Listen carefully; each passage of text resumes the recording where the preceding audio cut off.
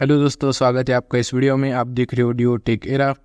आज की इस वीडियो में मैं आपको एक्सप्लेन करने वाला हूँ ये इको 01 की इम्पोर्टेंट कंसेप्ट्स और क्वेश्चंस की पीडीएफ, जिससे आपकी इको 01 की कंप्लीट प्रिपरेशन हो जाएगी, बिल्कुल BCS 011 की तरह।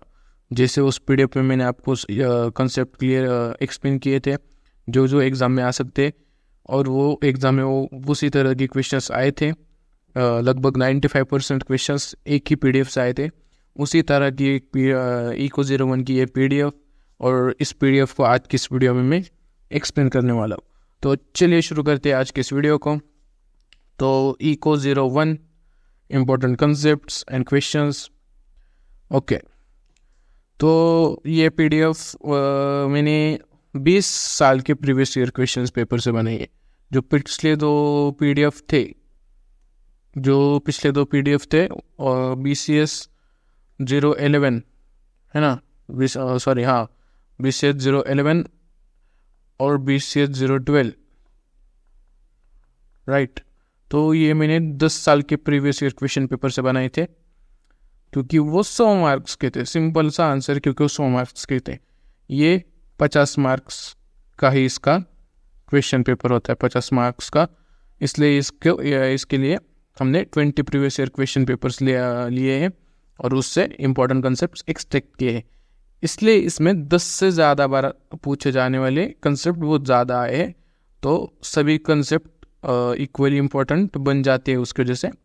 ये अगर आप मेरे वीडियो देखते होगे कंटिन्यूसली, तो आपको मालूम होगा स्टार का मतलब क्या होता है। ये स्टार का मतलब है how many times the given concept is repeated. मतलब अगर 10 बार कोई कंसेप्ट रिपीट हुआ है तो 10 बार 10 स्टार हो गए उसके आगे, और एक बार होगा तो एक बार। वैसा कोई कंसेप्ट नहीं है, क्योंकि अगर एक बार ही वो रिपीट हुआ है तो वो इम्पोर्टेंट ही नहीं है। ओके, तो यही है।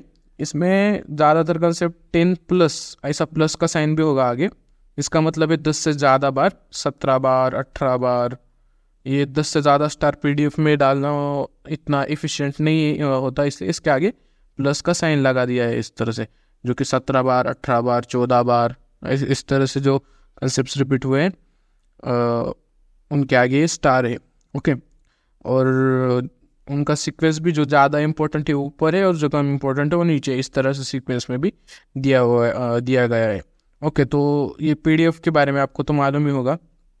इस पीडीएफ की खासियत ये है कि इसमें जो कंसेप्ट्स है वो all concepts are important. Okay, जो कि प्रॉपर नोट्स के फॉर्मेट में दिए जाते हैं। जैसे यहाँ से कंसेप्ट का एक्सप्लेनेशन स्टार्ट हो रहा है, इको 01 इम्पोर्टेंट कंसेप्ट, तो यहाँ पर डेफिनेशन दी होगी प्रॉपर, उसके पॉइंट्स दिए होंगे, उसके टाइप्स दिए होंगे, क्या क्या टाइप्स है। इस तरह से इसमें प्रॉपर नोट्स के फॉर्मेट में होता है। पॉइंट्स होते हैं इच कंसेप्ट के नीचे, जिससे आपको ईजिली अंडरस्टैंड हो और जल्दी से आप उसे रिमेंबर कर पाओ, ओके, याद कर पाओ। तो ये इजी टू अंडरस्टैंड है, और इसका प्रेजेंटेशन आपको दिख ही रहा है कितने इसमें। तो इसके फीचर्स हो गए पीडीएफ के। तो चलिए शुरू करते हैं आज की इस वीडियो को, और समझते हैं क्या पढ़ना है हमें। तो यह दिया गया है मोस्ट इम्पोर्टेंट चार्ट। ओके, अगर आप इस चार्ट की ठीक से पढ़ाई कर लोगे, सिर्फ इतनी चार्ट की ही ठीक से पढ़ाई कर लोगे, तो गारंटीड आप गारंटी नहीं, अगर पीडीएफ की पूरी कंप्लीट पीडीएफ पढ़कर उसके कुछ कंसेप्ट याद रखोगे, फिर गारंटीड आप पास होने वाले हो। गारंटी दे रहा हूँ इसकी। नहीं हुआ पास तो आके कमेंट सेक्शन में बोल सकते हो, बता सकते हो, गाली मत देना को। तो यही है कि पास तो गारंटीड हो जाओगे। बल्कि इतना अगर ऊपर ये सारे कंसेप्ट पढ़ लोगे इतने कंसेप्ट से, फिर भी इसमें से ही पासिंग के मार्क्स कितना आ सकता है आपके क्वेश्चन पेपर में, ये चार्ट से ही, इसमें जो कंसेप्ट दिए गए उससे। इसलिए ये चार्ट्स के रिलेटेड हमने जो ये आए या इसके रिलेटेड कंसेप्ट, वो भी नीचे उसके डेफिनेशन दी गई है। तो ये बहुत इंपॉर्टेंट है, आपको ये चार्ट देखना है कि चार्ट किस रिलेटेड है, और इसके ये सारे डेफिनेशंस याद कर लो या समझ लो। समझ में आ गया तो अपने आप याद हो जाता है। ओके, या तो समझ लो, तो समझ में नहीं आ रहा है तो याद कर लो। ओके, तो ये चार्ट मोस्ट इम्पोर्टेंट चार्ट है आपके लिए। ओके, इससे इजीली पास होने के आसपास आपको मार्क मिल जाएगी इतने एक चार्ट से। लेकिन आपको एक पेज का इससे आंसर लिखते आना चाहिए, चार्ट समझ के उसे एक्सप्लेन करते आना चाहिए। ओके, मैंने आपको बताया कि पीडीएफ से गारंटेड पास हो जाओगे। ओके, इसके अच्छे मार्क्स कैसे स्कोर करने हैं, क्या करना है, ये मैं आगे बताता हूँ, लेकिन पहले हमें कंसेप्ट एक्सप्लेन करने को स्टार्ट करते हैं। ओके, तो ये आ दिया गया ह्यूमन एक्टिविटीज़ होती है। एक्टिविटीज़ मतलब जो इंसान काम करते हैं, कुछ नॉर्मली काम करते हो, कुछ खेत में काम करते हैं, कुछ जॉब करते हैं, कुछ बिजनेस करते हैं, घर में कुछ लोग काम करते हैं, कुछ अच्छे काम करते हैं, है ना, कुछ बुरे काम करते हैं। तो उस तरह से कुछ लोग कुछ काम करते हैं, उससे हम एक्टिविटीज़ बोलते हैं, मतलब कृत्य बोलते हैं। Okay, human activities. तो ह्यूमन एक्टिविटीज़ तो 2 टाइप्स में डिवाइडेड होती है, इकोनॉमिक एक्टिविटीज़ और नॉन इकोनॉमिक एक्टिविटीज़। इसका सवाल हमारे इसमें आता नहीं क्योंकि हम पढ़ रहे हैं इकोनॉमिक्स। ओके, तो इकोनॉमिक एक्टिविटीज़ मतलब जिससे हमें मिलता है पैसा। ओके, जिससे पैसा मिलता है उसे इकोनॉमिक एक्टिविटीज़ बोलते हैं। इकोनॉमिक एक्टिविटीज़ फर्दर डिवाइडेड होती है 3 कैटेगरी में। फर्स्ट है प्रोफेशन, सेकंड है एम्प्लॉयमेंट, थर्ड है बिजनेस। प्रोफेशन मीन्स जो कुछ भी आप व्यवसाय व्यवसाय व्यवसाय मालूम होगा। प्रोफेशन मतलब फार्मिंग, राइट, फार्मिंग। वापस आप टेलर हो सकते हो, है ना, आप टेलर हो सकते हो, फार्मिंग कर सकते हो। इस तरह का जो होता है उन्हें हम क्या बोलते हैं, प्रोफेशन बोलते हैं, जनरल डेफिनेशन है। ओके, एम्प्लॉयमेंट मतलब अगर आप जॉब करते हो किसी फर्म में, कंपनी में, तो उसे हम एम्प्लॉयमेंट बोलते हैं, जॉब बोलते हैं। हमारे चैप्टर का नाम, हमारे बुक सब्जेक्ट का नाम है बिजनेस ऑर्गेनाइजेशन। क्या है? Business organisation. तो मेनली हमें इसमें क्या पढ़ना है? बिजनेस पढ़ना है, राइट। तो बिजनेस क्या है, कैसे बिजनेस के टाइप्स क्या होते हैं, क्या उसमें क्या इंपॉर्टेंट कंसेप्ट्स होते हैं, वही हमें इस सब्जेक्ट में पढ़ना है। तो हमारे लिए मेन क्या बना है? बिजनेस। ये टॉपिक हमारे लिए इंपॉर्टेंट है। बिजनेस किस में आता है? इकोनॉमिक एक्टिविटीज़ में। बिजनेस कोई क्यों करता है? क्योंकि उसे पैसा कमाना होता है, सिंपल। तो जो नेक्स्ट है वो है बिजनेस की कैटेगरी। ओके, बिजनेस में आती है इंडस्ट्री और आता है कॉमर्स। इंडस्ट्री में होता है manufacturing. Okay, manufacturing of goods और प्रोडक्ट्स।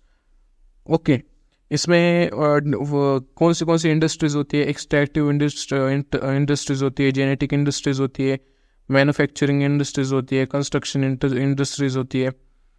ये सब आपको पहले से मालूम होगी। कंस्ट्रक्शन इंडस्ट्री और मैन्युफैक्चरिंग इंडस्ट्री तो डेफिनेटली आपको पहले से मालूम होगी। क्या होता है मैन्युफैक्चरिंग इंडस्ट्री में? सिंपली प्रोडक्ट बनते, जैसे कोई भी हो सकता है, साबुन, तेल, गाड़ियाँ, ये सब क्या होती है? Manufacturing industry. कंस्ट्रक्शन मतलब हम कंस्ट्रक्शन करते हैं, डैम का कंस्ट्रक्शन होता है, बिल्डिंग का कंस्ट्रक्शन होता है, राइट। इस तरह के जो कंस्ट्रक्शन होते हैं वो इंडस्ट्री में आते हैं। ओके, और उसे हम कंस्ट्रक्शन इंडस्ट्री बोलते हैं।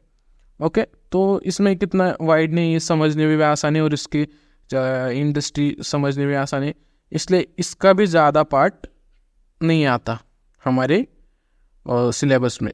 इंडस्ट्री का भी ज़्यादा पार्ट आता है कॉमर्स का। Okay, what is commerce and why it is important. Okay, तो कॉमर्स में आता है ट्रेड। कॉमर्स का मेन क्या है? ट्रेड। ट्रेड क्या होता है? Exchange of goods and services. Exchange of goods and services मतलब हम जो एक्सचेंज करते हैं गुड्स और सर्विसेज का। गुड्स मतलब कोई भी ऑब्जेक्ट्स हो सकते हैं, कोई भी चीज़ें हो सकते हैं। सर्विसेज मतलब सर्विस होती है, जैसे पढ़ाना हो गया, वापस ऐप्स हो गई, सॉफ्टवेयर्स हो गए, उन्हें हम बोलते हैं सर्विसेज। ओके, तो जो एक्सचेंज होता है गुड्स और सर्विसेज का, उसे हम ट्रेड बोलते हैं। ये कॉमर्स का मेन कंपोनेंट है। क्या? ट्रेड। ट्रेड में 2 टाइप से, इंटरनल ट्रेड और एक्सटर्नल ट्रेड। इंटरनल ट्रेड में आता है होलसेल और रिटेल। ओके, एक्सटर्नल ट्रेड में आता है एक्सपोर्ट, इंपोर्ट और री एक्सपोर्ट। ओके, और एड्स टू ट्रेड मतलब क्या है? एड्स टू ट्रेड मतलब ये सब करने के लिए, ट्रेड करने के लिए हमें जिन चीज़ों की आवश्यकता पड़ती है वो चीज़ें। एड्स टू ट्रेड मतलब जिन चीज़ों की हमें ट्रेड करने के लिए आवश्यकता पड़ती है वो चीज़ें। ट्रेड में ये हमें आसानी पर टू ईज ट्रेड को ईजी करने के लिए हम जिन चीज़ों का, या जिन चीज़ें हमारे लिए इस्तेमाल आसानी बनाती है, उन्हें हम एड्स टू ट्रेड बोलते हैं। जैसे ट्रांसपोर्टेशन हो गया, वेयर हाउसिंग हो गया, इंश्योरेंस हो गया, एडवर्टाइजिंग हो गया, बैंकिंग हो गया। इसमें से सभी चीज़ आपको मालूम होगी, इसमें से भी बहुत सी चीज़ें आपको मालूम होगी, है ना। तो कुछ कुछ बच्चों को नहीं मालूम होगी कुछ चीज़ें, तो उनके लिए मैंने यहाँ पर डेफिनेशन दी है। और अगर आपको हिंदी में समझकर इंग्लिश में एक्सप्लेन नहीं करते आता होगा, तो आप ये डेफिनेशन याद कर सकते हो, और जो उसको समझता होगा वो तो पहले ही समझ गया होगा। तो ये डेफिनेशन से आप डेफिनेटली सारे कॉन्सेप्ट समझ सकते हो। तो पहला था इकोनॉमिक एक्टिविटीज़। क्या होती है economic activities? Undertaken by human beings for earning money. Okay, to earn money हम जो एक्टिविटीज़ करते हैं उसे इकोनॉमिक एक्टिविटीज़ बोलते हैं। नॉन इकोनॉमिक एक्टिविटीज़, जिससे रिलीजियस ऑब्लिगेशन के लिए, पेट्रियोटिज्म के लिए, social obligation, affection, okay, love affection, है ना, लव एंड एफेक्शन, उसके लिए जो होता है, जो पैसे, जिससे हमें पैसे नहीं मिलते, वो सारी चीज़ें किस में आती है? नॉन इकोनॉमिक एक्टिविटीज़ में आती है, जिससे हमें कोई फ़ायदा नहीं होता पैसों के मामले में। ओके, बाकी चीज़ों के मामले में होता होगा, लेकिन पैसों के मामले में नहीं होता, उसे हम नॉन इकोनॉमिक एक्टिविटीज़ बोलते हैं। तो उसमें हमने इकोनॉमिक एक्टिविटीज़ में हमने देखा था प्रोफेशन, एम्प्लॉयमेंट और बिजनेस। प्रोफेशन, एम्प्लॉयमेंट और बिजनेस। प्रोफेशन क्या होता है? कोई भी प्रोफेशन हो सकता है, जैसे नॉलेज, टीचिंग हो गया, और फार्मिंग हो गया, टेलर काम हो गया, कोई भी वर्क जो आप खुद के अर्निंग के लिए पर्सनली इन्वॉल्व होकर करते हो और उससे आप अर्निंग करते हो, उसे हम प्रोफेशन बोलते हैं। नेक्स्ट है employment, the activity of working with an employer undertaken agreement of rules of service. Okay, आप सर्विस करते हो मतलब आप जॉब करते हो, है ना। The activity of working with employer under an agreement of rules of service. Okay, company में आप काम करते हो, कॉर्पोरेट्स में काम करते हो, तो उसमें एक रूल ऑफ एग्रीमेंट होता है, उसके हिसाब से आपको काम करना पड़ता है। आपके कुछ वहाँ पर राइट्स भी होते हैं, और उन राइट्स से आपको वहाँ पर जाके बहुत, हमारे यूनिवर्सिटी में जो ज़्यादातर बच्चे हैं वो वर्किंग प्रोफेशनल ही है, तो जो बच्चे जॉब करते हैं वो इसके अच्छे से डेफिनेशन लिख पाएंगे, क्या होता है एम्प्लॉयमेंट और क्या होती है जॉब। ओके, मेन हमारा जो कंपोनेंट है वो बिजनेस है। हम किसकी स्टडी कर रहे हैं? बिजनेस की स्टडी कर रहे हैं, है ना। तो बिजनेस ये हमारे पूरे सिलेबस का कोर है। Okay, an activity involving the production and और exchange of goods and service with the primary intention of earning profits, है ना। या इस डेफिनेशन में और दो डेफिनेशन है जिससे हम बिजनेस के टाइप्स भी पहचान सकते हैं। जैसे activity involving the production, okay, activity involving the production, right. और सेकंड क्या है? सेकंड है exchange of goods and services. Okay, first कहती है एक्टिविटी इन्वॉल्विंग द प्रोडक्शन, जिसमें प्रोडक्शन होता है उसे हम बोलते हैं इंडस्ट्री, राइट। जिसमें प्रोडक्शन होता है उसे हम बोलते हैं इंडस्ट्री। और जिसमें एक्सचेंज ऑफ गुड्स होता है, जिसमें एक्सचेंज होता है, उसे हम बोलते हैं ट्रेड। Okay, simple. ये बिजनेस, इसे कॉमर्स बोलते हैं हम, और उसमें आता है ट्रेड। ओके, और ये कॉमर्स और इंडस्ट्री हमने ऊपर देखा था कि बिजनेस की दो कैटेगरीज हैं, है ना। कॉमर्स और इंडस्ट्री बिजनेस के दो कैटेगरीज हैं। तो इसके बिजनेस में और एक कंपोनेंट होता है जो बिजनेस में बहुत ज़्यादा इम्पोर्टेंस एक चीज़ की होती है, उसके ऑर्गेनाइजेशन की, है ना। किस टाइप का बिजनेस का ऑर्गेनाइजेशन है? टू अर्न मैक्सिमम प्रॉफिट्स, कौन से ऑर्गेनाइजेशंस होते हैं? टू मतलब सेल्फ प्रोक्लेमिनेशन के लिए कौन से ऑर्गेनाइजेशन हेल्पफुल होते हैं? उस तरह से बिजनेस कैटेगराइज किया जाता है। कौन सा बिजनेस किस ऑर्गेनाइजेशन में कितना एफिशिएंट है, वो हमें बिजनेस ऑर्गेनाइजेशन से समझता है। ऑर्गेनाइजेशन का मतलब क्या होता है? एक तरीके से ऑर्गेनाइज करना किसी भी चीज़ को, तो बिजनेस ऑर्गेनाइज करना। ओके, सिंपल, उसी नाम से समझ रहा है। तो process of bringing together the various components of business such as workforce, raw materials, machines, capital, energy, etc. It involves the organizing them, systematically coordinating and controlling their activities to achieve objective of the business. Okay, workforce मतलब labours, या आप job करते हो, आप raw materials मतलब उस industry या उस बिजनेस में काम आने वाला रॉ मटेरियल्स, मशीन्स, कैपेसिटी, इन सब चीज़ों को प्रॉपरली सिस्टेमेटिकली ऑर्गेनाइज करना पड़ता है। ओके, सिस्टेमेटिकली ऑर्गेनाइज करके फिर उसे हम सही फॉर्मेट में एग्जीक्यूट करते हैं, उसे हम बिजनेस ऑर्गेनाइजेशन बोलते हैं। ओके, तो ये प्रॉपर होना चाहिए इस तरह से। तो उसमें हमने इंडस्ट्री देखा था, कॉमर्स देखा था। इंडस्ट्री क्या होता है? Production of goods and services, right. इसमें क्या होता है? एक्सचेंज होता है कॉमर्स में। Purchase and sale means exchange, okay, purchase and sales of goods and services between buyer and seller. Okay, next ये है एक्सट्रैक्टिव इंडस्ट्रीज, जेनेटिक इंडस्ट्रीज। ये क्या है? इंडस्ट्रीज के टाइप्स है। अब एक्सट्रैक्टिव इंडस्ट्रीज क्या है? Industries involve finding and extracting natural resources like minerals, plants and animals from the earth, air or water, often leading to the depletion of the resources. Okay, जो mining होती है वो किस में आती है? एक्सट्रैक्टिव इंडस्ट्रीज में। जो जो सेकेंडरी हम उसे बोलते हैं सेकेंडरी इंडस्ट्री। हमने बचपन से पढ़ते आ रहे हैं क्या होता है कि नहीं, प्राइमरी इंडस्ट्रीज की जो रिसोर्स नेचुरल रिसोर्सेज पे डिपेंड होते हैं, जो नेचुरल रिसोर्सेज है उस पर जो इंडस्ट्रीज डिपेंड होती है वो एक्सट्रैक्टिव इंडस्ट्रीज होती है। इसमें आता है माइनिंग, राइट। माइनिंग जो एनर्जी प्रोड्यूस करते हैं उस तरह की कुछ इंडस्ट्रीज होती है। इस तरह से बहुत सारी उसमें इंडस्ट्रीज होती है एक्सट्रैक्टिव इंडस्ट्रीज में, जो नेचुरल रिसोर्सेज पे डिपेंड होती है। और ये डिक्लाइनिंग इसका कर्व होता है कि डिप्लेशन ऑफ दिस रिसोर्सेज, मतलब दिन ब दिन ये कम होगी, है ना। जितना यूज़ करोगे उतनी ये कम होगी। जैसे मिनरल्स का हम ये करते हैं, प्लांट से कुछ प्रोडक्ट्स बनाते हैं, एनिमल्स से कुछ प्रोडक्ट्स बनाते हैं, एनिमल की किलिंग करके हम कुछ बाई प्रोडक्ट्स बनाते हैं, उसके हम उससे कुछ चीज़ें प्रोड्यूस करते हैं, इस तरह से। नेक्स्ट है genetic, reproducing and multiplying plants and animals. इसमें जेनेटिक रिप्रोड्यूसिंग मतलब आप मतलब ह्यूज अमाउंट में, कम रिसोर्स में ह्यूज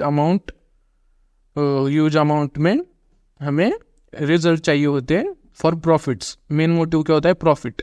ओके, जैसे मुर्गी हो गई, है ना। तो चिकन जो होता है वो मेनली उसमें हमने क्या किया? जेनेटिक म्यूटेशन किया, और उसमें ह्यूज क्वांटिटी लेने के लिए, मतलब क्वांटिटी बढ़ाने के लिए हमने उसमें जेनेटिक म्यूटेशन किया, या बोलो जेनेटिक उस पर प्रोजेक्ट्स किए, क्या एक्सपेरिमेंट्स किए जेनेटिक। उसके वजह से हमारे पास एक बॉयलर नाम की ब्रीड आई, जिससे हम एक ज़्यादा प्रमाण में या बिग क्वांटिटी में प्रोड्यूस करते हैं, है ना। इस तरह से डिफरेंट इसमें, मतलब प्लांट्स में भी अगर आपको एक्स्ट्रा ये चाहिए होगा प्रोडक्शन, तो उसके लिए भी कुछ जेनेटिक म्यूटेशंस किए गए।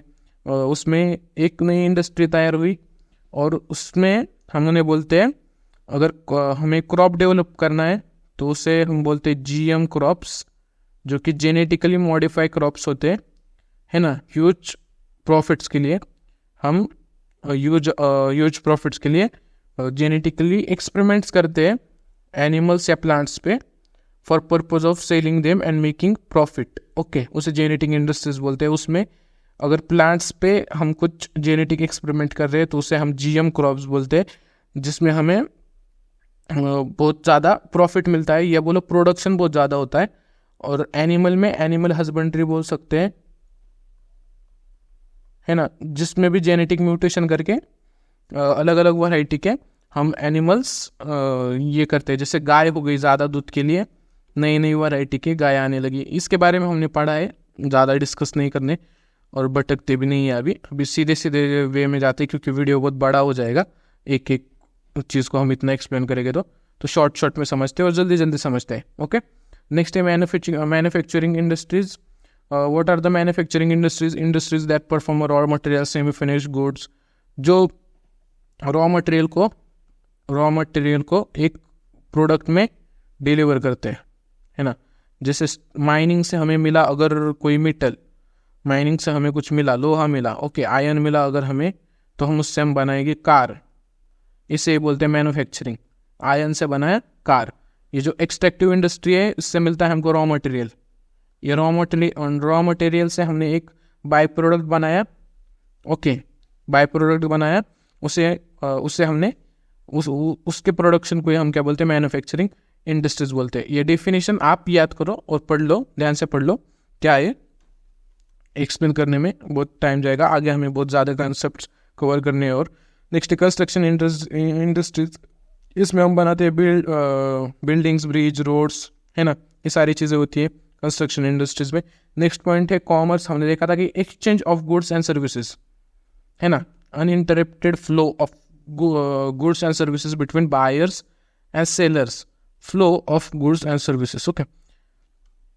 नेक्स्ट है trade activities concerned with buying and selling of goods. Buying and selling मतलब एक्सचेंज ऑफ गुड्स एंड, पहले एक्सचेंज होता गुड्स का या सर्विसेज का, पहले एक्सचेंज होता कि तुम इसके बदले ये दो, फिर हमारे पास आई करेंसी, तो करेंसी की वजह से क्या हो गया, हमें बाय या सेल करना पड़ा, ओके। और बाय क्या होता है और सेल क्या होता है, ये आपको अच्छी तरह से मालूम होगा।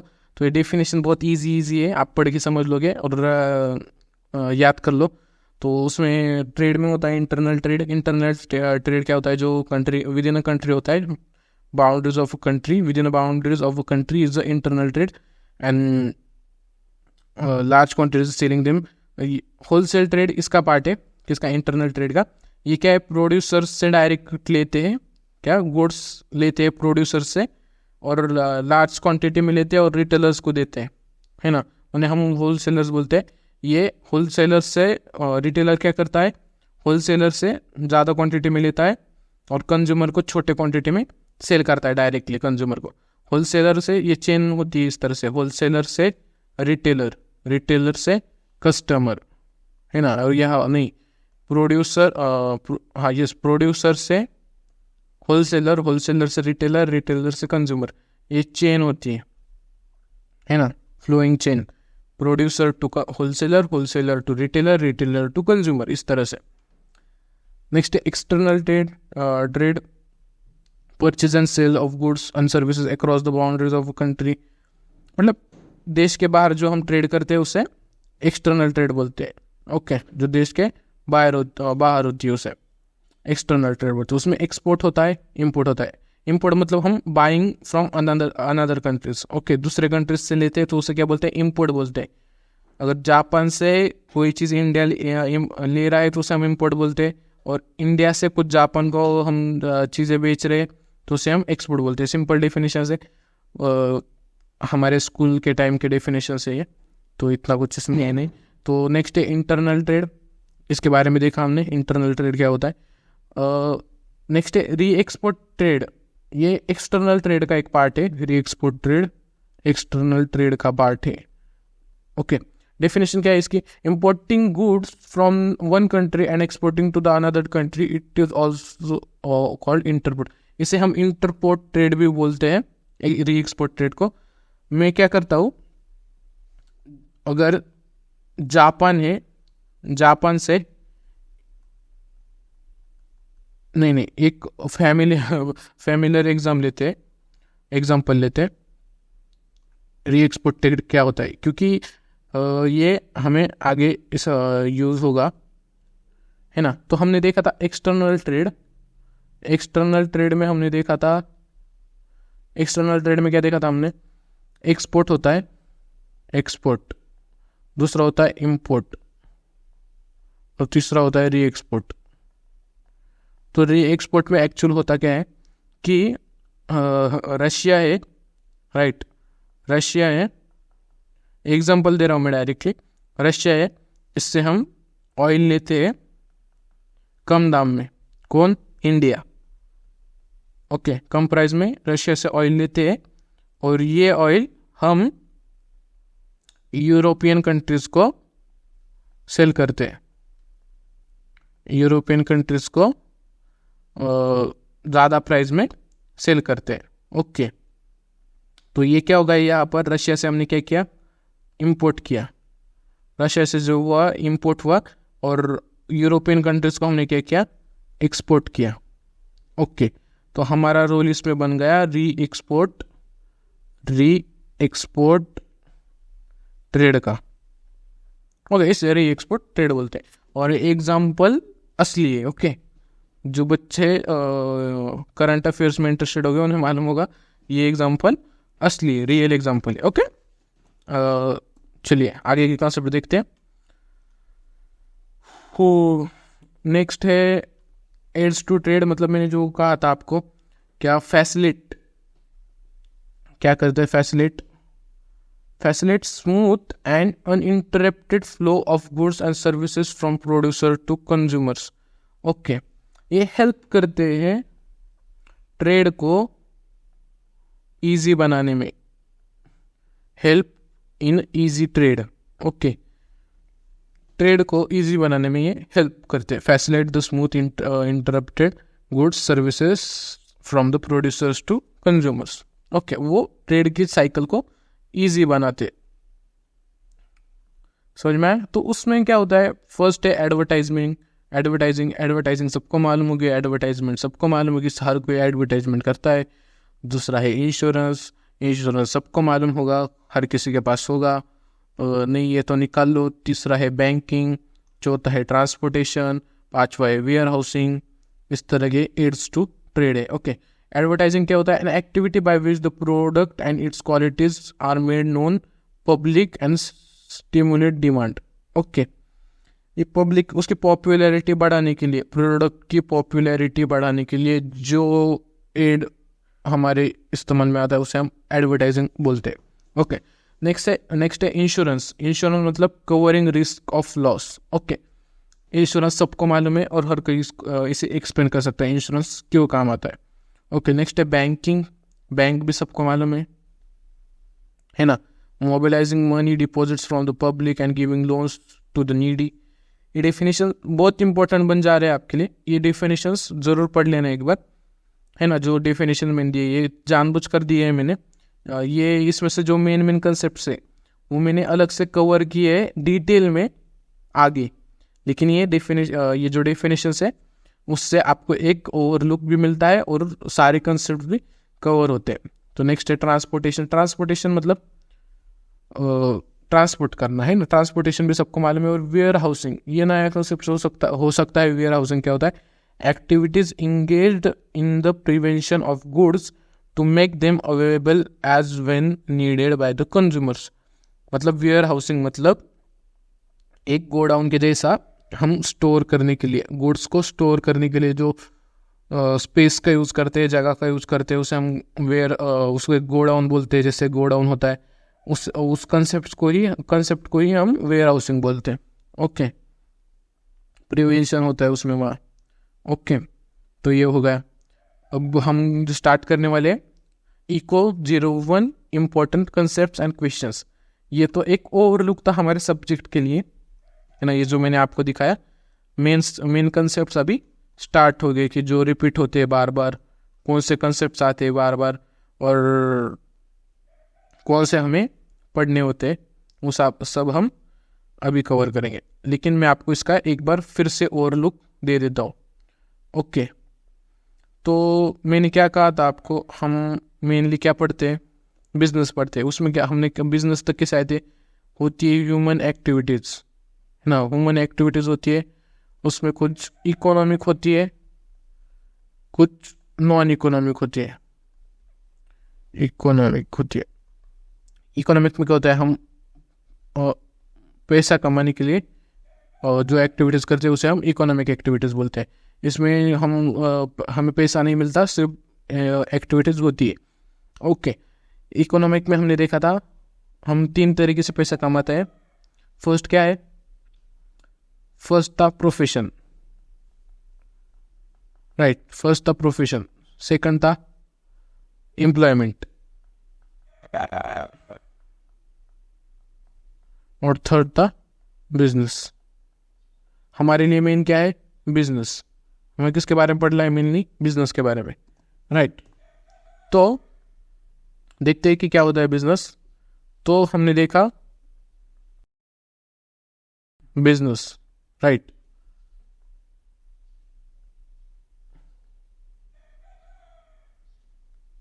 तो बिजनेस में हमने देखा था दो कैटेगरीज होती है, एक होती है इंडस्ट्रीज, राइट, एक होती है इंडस्ट्रीज और दूसरा होता है कॉमर्स, इंडस्ट्रीज और कॉमर्स। इंडस्ट्रीज में क्या होता है, हम प्रोड्यूस करते हैं, किससे प्रोड्यूस करते हैं, गुड्स को, प्रोड्यूस गुड्स। इसमें क्या करते हैं हम, एक्सचेंज, और अब इसे नया कंसेप्ट है, एक्सचेंज करते हैं ऐसा भी बोल सकते हैं। और इससे इसमें एक कंसेप्ट आता है बाय और सेल, ओके। इस तरह से इंडस्ट्रीज में हमने देखा था एक्सट्रैक्टिव इंडस्ट्रीज, और क्या देखा था, एक्सट्रैक्टिव देखा था जेनेटिक इंडस्ट्रीज, मैन्युफैक्चरिंग इंडस्ट्रीज, च्यूरिंग इंडस्ट्रीज, और क्या देखा था, कंस्ट्रक्शन इंडस्ट्रीज।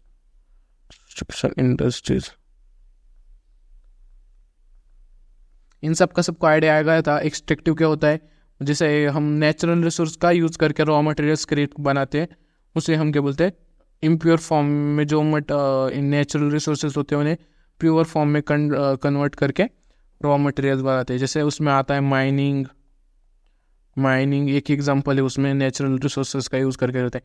जेनेटिक में क्या है, जेनेटिक में हम जो प्लांट्स और एनिमल्स है उन पे जेनेटिक म्यूटेशन करके for high production on the motive of to earn high profits, okay.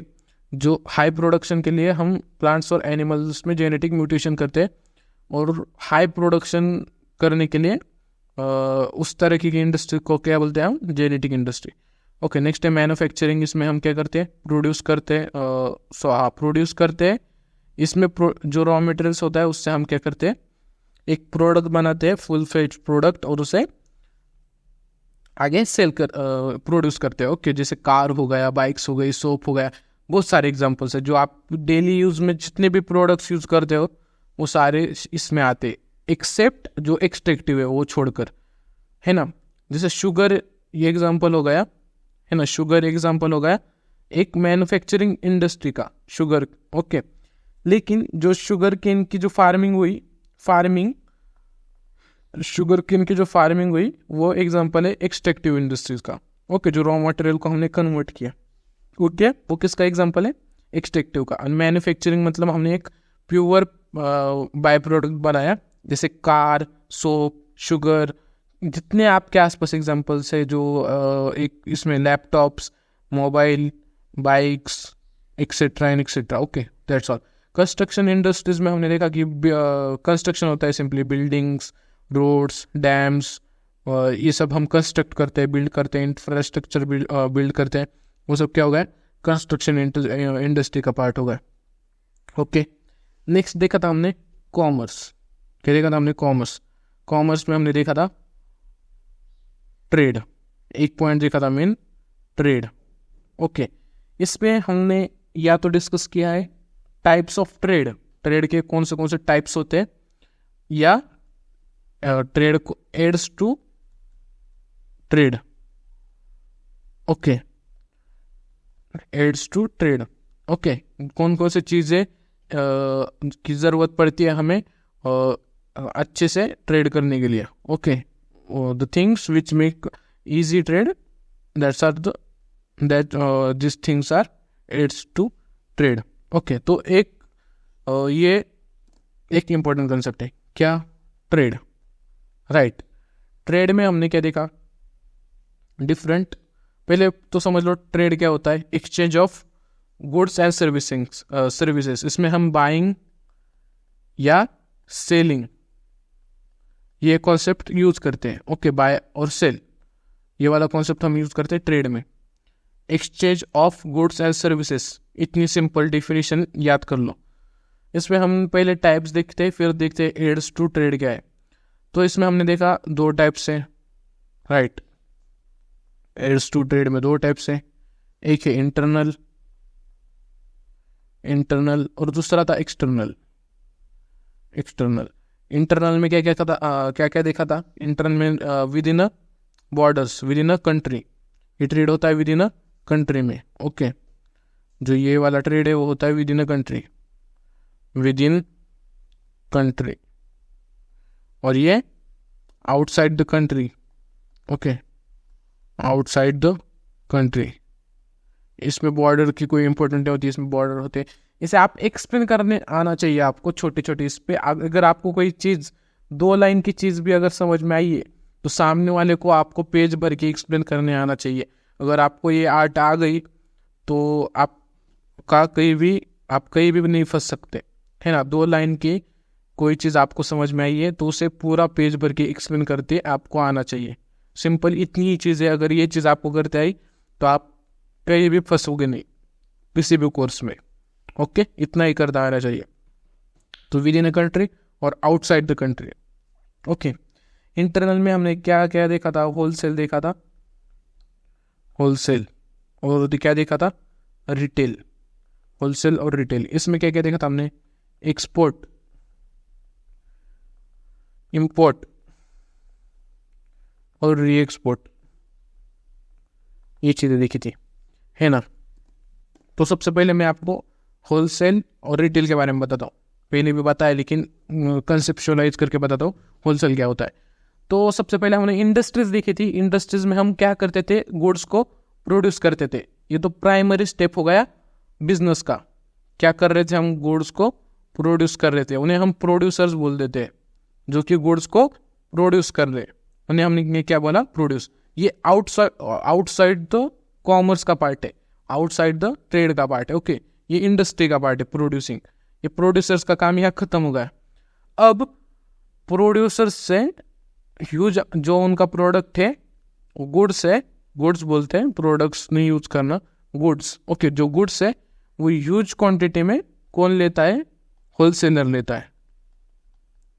Okay, huge quantity में होलसेलर लेता है। वो होलसेलर वो उस क्वांटिटी में से कुछ कुछ थोड़े थोड़े इसमें डिवाइड करता है उस क्वांटिटी को, और उस क्वांटिटी में से भी एक ज़्यादा अमाउंट का ही, मतलब ह्यूज क्वांटिटी होती है लेकिन इससे कम ही होगी ना वो, तो ऐसे डिफरेंट रिटेलर्स में वो सेल करता है रिटेलर्स को। ओके, वो भी ये होता है। ओके, फिर ये रिटेलर्स एक छोटे छोटे गुड्स किससे सेल करता है? कंज्यूमर को। छोटे छोटे गुड्स कंज्यूमर को सेल करता है। ये क्या बन गई? साइकिल। ओके, ये बन गई साइकिल। प्रोड्यूसर से आया होलसेलर, होलसेलर ने रिटेलर, और रिटेलर टू कस्टमर। तो हमें कौन से कंसेप्ट अंडरस्टैंड करने? होलसेलर।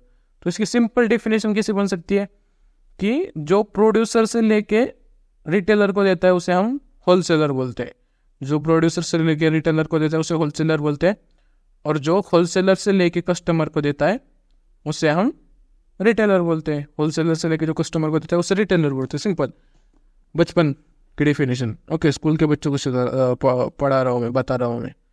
ओके, इतना ही था। तो वो ध्यान से पढ़ लेना, पूरा चार्ट समझ लेना। अभी हम मेन चीज़ के बारे में पढ़ने वाले हैं, इसलिए अभी जितनी भी तैयारी है वो करके बैठना। अभी हम स्टार्ट कर रहे हैं इम्पोर्टेंट कॉन्सेप्ट्स और क्वेश्चंस को। लेकिन उससे पहले मैं आपको इस पीडीएफ के बारे में बता देता हूँ। ये जो पीडीएफ देख रहे हो आप, जिसमें मैंने कंसेप्ट निकाले 20 साल के जो क्वेश्चन पेपर है उनके सारे कंसेप्ट को एनालाइज करके, जो बार बार रिपीट हुए उनको एक्सट्रैक्ट करके मैंने ये निकाला है। आप सबको मालूम है कैसे निकलता हूँ मैं, और किस तरह से क्वेश्चंस गारंटेड आपके फाइनल टर्म एंड एग्जाम्स में आते हैं, है ना। तो इसमें मेरा बहुत टाइम जाता है, ऑब्वियसली बहुत ज़्यादा मेहनत लगती है, प्रेजेंटेशन में भी बहुत ज़्यादा मेहनत लगती है, और जो हम कंसेप्ट एनालाइज करते हैं उसमें भी बहुत ज़्यादा मेहनत लगती है। इसलिए हम इस पीडीएफ के लिए एक छोटा सा अमाउंट चार्ज करते हैं। आपकी कंप्लीट प्रिपरेशन हम सिर्फ और सिर्फ 39 रुपीज़ में कराने वाले हैं, सिर्फ आपके बैच के लिए, जो आप 2023 में जो बच्चे पढ़ रहे हो या एग्ज़ाम दे रहे हो उनके लिए सिर्फ 39 रुपीज़ में, क्योंकि ये पीडीएफ बहुत ही ज़्यादा इम्पोर्टेंट है और सभी बच्चों तक पहुँचे, इसलिए हमने इसकी कीमत मिनिमल रखी है, क्योंकि सभी बच्चे से एफोर्ड कर सके, वर्किंग और नॉन वर्किंग। ओके, इसलिए हमने इसकी 39 रुपीज़ इस पीडीएफ की प्राइस रखी है। तो ये पीडीएफ लेने के लिए आपको सिंपल स्टेप्स है। डिस्क्रिप्शन में मेरा व्हाट्सएप का नंबर है, व्हाट्सएप नंबर पे जाइए, हाई भेजिए, मैसेज कीजिए कि I want eco 01 important concept and question notes. Payment कीजिए, पेमेंट के तुरंत 5 मिनट बाद मैं आपको एक PDF सेंड कर दूंगा। ओके, बस इतना ही। ओके, तो आप एक ले सकते हो और हमें सपोर्ट कर सकते हो, एक छोटा सा सपोर्ट। ओके, अगर आप में इतनी हैसियत नहीं है कि आप PDF लो 39 रुपीज़ पे करके, बहुत बड़े अमाउंट नहीं है, तो आप इस वीडियो को पढ़कर समझकर आपका देख सकते हो, मतलब पढ़कर समझकर याद कर कर लिख सकते हो एग्ज़ाम में। वैसा कुछ कंपल्सन नहीं है, लेकिन मुश्किल होगा आपके लिए बहुत ज़्यादा हो, इसलिए। तो देखते हैं eco 01 important concepts and questions. Okay, तो इसके बारे में तो हमने जाना, अभी पढ़ा है ट्रेड के बारे में, क्या होता है ट्रेड, है ना। क्या होता है? सेल, ट्रांसफर और exchange of goods and services. Sale, transfer और exchange of goods and services, it is called trade. अभी भी देखा। तो इसमें एक कंसेप्ट होता है ट्रेडर नाम का। ट्रेडर्स, उन्हें मिडल मैन भी बोलते हैं, ब्रोकर भी बोल सकते हो, लेकिन नहीं यूज करते हैं वो वर्ड, ट्रेडर या मिडल मैन, है ना, जो कि ट्रेड को बायर और सेलर के बीच में ट्रेड के एक्चुअल में परफॉर्म कराता है, बायर और सेलर का कनेक्शन बनवाता है, उसे हम ट्रेडर्स या मिडल मैन बोलते हैं। इंटरनल ट्रेड के बारे में हमने देखा, है ना, उसमें होलसेल के बारे में देखा, रिटेल ट्रेड के बारे में देखा, एक्सटर्नल ट्रेड के बारे में देखा, उसमें इंपोर्ट ट्रेड होता है, एक्सपोर्ट ट्रेड होता है, री एक्सपोर्ट ट्रेड होता है। इसके बारे में मैंने आपको एक्सप्लेन नहीं किया, शायद एक बार कर देता हूँ आपको अगर आपको पहले से समझ में आ गया हो तो स्किप कर दीजिए। अगर कुछ बच्चों को नहीं आता है समझ, उनको एक्सप्लेन करता हूँ मैं। और री एक्सपोर्ट, ओके। इंपोर्ट में क्या होता है, हम इंपोर्ट करते हैं, इंपोर्ट में हम दूसरे देश से अपने देश में इंपोर्ट करते हैं। इसे मैंने अच्छे से एक्सप्लेन कर दिया है, शायद अभी देश में अच्छे से एक्सप्लेनेशन किया है, तो इसमें कुछ प्रॉब्लम नहीं आएगी। फिर से वीडियो रिकैप करके देखो, ज़रूर समझ में आएगा। इतना उससे ज़्यादा अच्छे से एक्सप्लेन नहीं कर सकता। तो इंपोर्ट क्या है, एक्सपोर्ट क्या है, री एक्सपोर्ट क्या है ना, समझ में आया होगा। Aids to trade, okay. Aids to trade मतलब जो हमें आसान बनाती है ट्रेड को, उसे हम एड्स टू ट्रेड बोलते हैं, है ना। कौन कौन सी चीज़ें आसान बनाती है? Transportation, warehousing, insurance, advertising, banking, है ना, ये सब ट्रेड को आसान बनाती है, इसे एड्स टू ट्रेड बोलते हैं। अब ट्रांसपोर्टेशन मालूम है, वेयर हाउसिंग के बारे में मैंने बताया है, इन सब की डेफिनेशन हमने पहले ही कवर कर ली, इसलिए आपको इतना मुश्किल नहीं जाएगा। मैंने पहले ही बताया था, इसमें से बहुत ज़्यादा कंसेप्ट उन्हीं डेफिनेशन से आएंगे, बहुत ज़्यादा मतलब पास होने की इतने तो आएंगे, है ना। ये PDF पूरी पढ़ लोगे तो 100% पास हो जाओगे, गारंटी दे रहा हूँ। और गुड, आपको अच्छे मार्क्स स्कोर करने होंगे तो इनको ध्यान से पढ़ना वो फिर अच्छा मार्क्स स्कोर अपने ऑटोमेटिक हो जाएगी, ध्यान से पढ़ोगे तो। ध्यान से पढ़ना ज़रूरी है ना। जैसे ये क्वेश्चंस भी सॉल्व करने होते हैं, ये पढ़ने के बाद ये क्वेश्चन भी सॉल्व करने होते हैं, इसके आंसर इसी में मिल जाएंगे। ये जो ऊपर कंसेप्ट को एक्सप्लेन किया है उसी में आपको इसके आंसर मिल जाएंगे। अगर वो सॉल्व कर लोगे तो डेफिनेटली अच्छे मार्क्स स्कोर कर लोगे। इस PDF से पढ़ते कैसे, वो मैं लास्ट में आपको क्लियर कर दूंगा कि कैसे झट से आपकी इस PDF से तैयार हो सकती है। एक दिन क्या 4-5 घंटे में आप पूरी प्रिपरेशन कर सकते हो। तो एक्चुअल PDF से पढ़ना कैसे, वो भी मैं लास्ट में बताऊंगा, अभी नहीं, तो लास्ट में इसके बारे में डिस्कस करेंगे। तो इसमें क्या होता है एड्स टू ट्रेड में, इसका क्वेश्चन कितने बार आया है देखो, 5 बार पूछ चुके हैं। 20 साल में 5 बार पूछ चुके, तो इस बार भी पूछ सकते हैं, ओके। तो उसमें क्या क्या है, ट्रांसपोर्टेशन क्या होता है हमने देखा था, ट्रांसपोर्ट करते हैं, तो इसके ये आगे देखने वाले हम, ओके। तो इसको अभी नहीं देखते, आगे ही देखते हैं, ट्रांसपोर्टेशन के डिटेल में देखने वाले। वेयर हाउसिंग के बारे में पढ़ लो कि कैसे हम सिर्फ क्या करते हैं, गुड्स को स्टोर करते हैं एक स्पेसिफिक स्पेस में, प्रिवेंशन ऑफ गुड्स के लिए, okay, to make them available easily.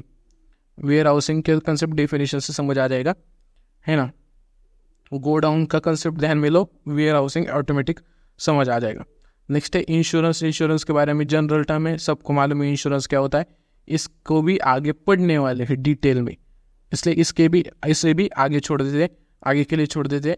Advertising, जाहिरात, सबको मालूम है एडवर्टाइजिंग क्या होती है, पॉपुलर बनाता है गुड्स को, कुछ पर्टिकुलर वर्ड से आप पूरा कंसेप्ट समझ लेते हो, पॉपुलर बनाता है वर्ड को, और एग्जामिनर भी आपका वर्ड ही देखता है और आपको मार्क्स दे देता है ना। Advertisement, communication and information about goods and consumer segmenting, तो इसके बारे में भी आगे देखने वाले हैं डिटेल में, तो इसे भी आगे ही देखते हैं। और बैंकिंग के बारे में भी आगे देखने वाले डिटेल में, तो इसे भी आगे ही देखते हैं। नेक्स्ट है foreign trade. This is the most important in a trade. Trade में सबसे ज़्यादा बार पूछा जाने वाला क्वेश्चन है फॉरेन ट्रेड के रिलेटेड, है ना। फॉरेन ट्रेड के रिलेटेड कितने बार पूछा गया है? इतने बार, 9 बार, 10 बार। Foreign trade is also known as international trade, refers to the exchange of goods and services across the national boundaries. Nations like individuals may lack certain resources or have surplus of specific items, even resource rich countries. तो मैं इस तरह से पढ़ के आपको बेकार भी सकता हूँ, लेकिन बहुत से बच्चों को समझ में नहीं आता। Sweet English is a very likely big drama. Okay, इस तरह से मैं समझा सकता हूँ, लेकिन नहीं समझाता क्योंकि मालूम मुझे किसको समझ में नहीं आता, इसीलिए मैं हिंदी में ही समझाता हूँ। तो फॉरेन ट्रेड इंपॉर्टेंट कंसेप्ट है, 10 बार पूछा गया है। तो आपको मैंने एक टर्म समझाई थी, external trade. External trade, okay, इसमें देखा था एक्सपोर्ट, इंपोर्ट और री एक्सपोर्ट, है ना। बार बार बता के हो गया है, तो ध्यान में होना चाहिए इतना। एक्सटर्नल ट्रेड में हम देख रहा है एक्सपोर्ट, इंपोर्ट और री एक्सपोर्ट। तो एक्सटर्नल ट्रेड सिमिलर है फॉरेन ट्रेड से, एक्सटर्नल ट्रेड सिमिलर है फॉरेन ट्रेड से। ओके, इंटरनेशनल ट्रेड भी हम उसे बोलते हैं। तो उसी रिलेटेड ये क्या ये, तो भाई साहब इतना पढ़ के तो इसमें जाओगे नहीं, क्योंकि अगर इसका क्वेश्चन आया तो 10 मार्क्स के लिए आएगा। 10 मार्क्स में इतना सा एक्सप्लेन नहीं कर सकते। अगर एक्सटर्नल फॉरेन ट्रेड के डेफिनेशन लिखोगे, एक्सपोर्ट ट्रेड के डेफिनेशन लिखोगे, इंपोर्ट ट्रेड के डेफिनेशन लिखोगे, एक्सप्लेन करोगे, तो 5 मार्क्स मिल जाएंगे। उसकी कैरेक्टरिस्टिक्स भी एक्सप्लेन करने होंगे, उसके एडवांटेज भी एक्सप्लेन करने होंगे, डिसएडवांटेजेस भी एक्सप्लेन करने होंगे, क्या क्या उसमें कॉन्सेप्ट्स होते हैं वो भी एक्सप्लेन करने होंगे। फिर आपको एक्स्ट्रा 5 मार्क्स मिलेंगे, फिर आपको 10 मार्क्स मिलेंगे, है ना। कैसे स्टडी करते हैं, है ना, वो समझ लो, कैसे आंसर लिखना है। मुझे तो एग्ज़ाम देना नहीं है, आपको ही देना है। तो इसी तरह से, तो ये जो जितने भी पॉइंट्स है, मार्केटिंग, क्या है difference between home trade and foreign trade, क्या क्या डिफरेंस है होम ट्रेड क्या होता है, फॉरेन ट्रेड, होम ट्रेड को हम बोल सकते हैं इंटरनल ट्रेड। ये सिर्फ कंसेप्ट चेंज करके बताया, मैंने इसमें नहीं प्रेजेंट किया, आपके बुक में ही ऐसा है। फॉरेन ट्रेड का सिंपल अलग से कंसेप्ट दिया है, उसको एक्सटर्नल ट्रेड नाम नहीं दिया है उन्होंने, इसलिए मैंने भी पीडीएफ में उसको फॉरेन ट्रेड ही दिया है।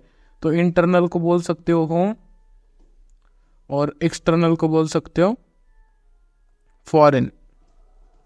सिंपल नाम चेंज किए, सिर्फ इतना ही। ओके, अब types of foreign trade, import, export, entrepot है ना, इंटरपोर्ट हम री एक्सपोर्ट बोलते हैं। इंटरपोर्ट ट्रेड क्या होता है, री एक्सपोर्ट होता है। इसका एक मैंने आपको कितना बढ़िया एग्जाम्पल बताया था ऑयल का। तो इम्पोर्टेंस ऑफ फॉरेन ट्रेड, ये आपको लिखना होगा। ये अभी बता देता हूँ कि ये पीडीएफ से कैसे पढ़ना होता है ना। ये अब टाइम है, इस पीडीएफ से आपको पढ़ना कैसे है कि जल्दी से जल्दी ये पीडीएफ को आपको याद करना होगा, या ये आपको याद करके लिखना होगा, इस तरह का ये होगा। तो मैं आपको एक ट्रिक बताता हूँ। तो इतने सब पॉइंट्स तो पूरी पीडीएफ तो याद नहीं कर सकते, राइट। तो एक बार पूरी पीडीएफ ध्यान से पढ़ लेना, पूरी पीडीएफ एक बार ध्यान से पढ़ लेना, सिर्फ पढ़ना है, याद नहीं करना। तो एक बार पढ़ लिया तो नेक्स्ट टाइम से भी ये पॉइंट्स याद रखना। जैसे अगर डिफरेंस पूछा तो मार्केटिंग रिस्ट्रिक्शन में क्या डिफरेंस, पेमेंट मेथड में क्या डिफरेंस है दोनों में। टाइप्स पूछे तो सिर्फ इंपोर्ट, एक्सपोर्ट और री एक्सपोर्ट को याद रखो। इसका ये आपको अपने आप आगे लिखते आएगा। अगर एग्जाम में लिखते हो भी पॉइंट वाइज लिखना। कैसे, जैसे क्वेश्चन पूछा गया टाइप्स ऑफ फॉरेन ट्रेड, तो पहले इंपोर्ट ट्रेड लिखोगे, लिखा, पॉइंट बोल्ड में लिखो या अलग पेन से लिखो, ब्लैक पेन से लिखो, मैं तो ऐसे ही लिखता था। तो इंपोर्ट है ना, इंपोर्ट ट्रेड, फिर उसके आगे उसका एक्सप्लेनेशन लिखो। तो आगे कुछ भी एक्सप्लेनेशन लिखोगे, कम ज़्यादा कुछ भी, आपको जो एग्जामिनर है वो आपको मार्क्स ये पॉइंट देख के देगा, है ना, ये पॉइंट देख के आपको मार्क्स देगा। तो उस पॉइंट से आप इजीली कंसेप्ट भी एक्सप्लेन कर सकते हो, आपको मार्क्स भी ज़्यादा ही मिलते हैं। आप कैसे बोलते हो, पैराग्राफ में नहीं लिखना होता, इस तरह से पैराग्राफ बना के नहीं लिखना होता, पॉइंट वाइज लिखो। और ये इंपॉर्टेंट पॉइंट, सिर्फ ये पॉइंट्स याद रखो, जब दूसरी बार पढ़ोगे सिर्फ ये पॉइंट्स याद रखना कि टाइप्स ऑफ ट्रेड में 3 पॉइंट्स है, इंपोर्ट ट्रेड, एक्सपोर्ट ट्रेड और इंटरपोर्ट ट्रेड। इस तरह से रिवीजन करना, तो 2-3 बार इसी तरह से पॉइंट्स याद करके रिवीजन करना।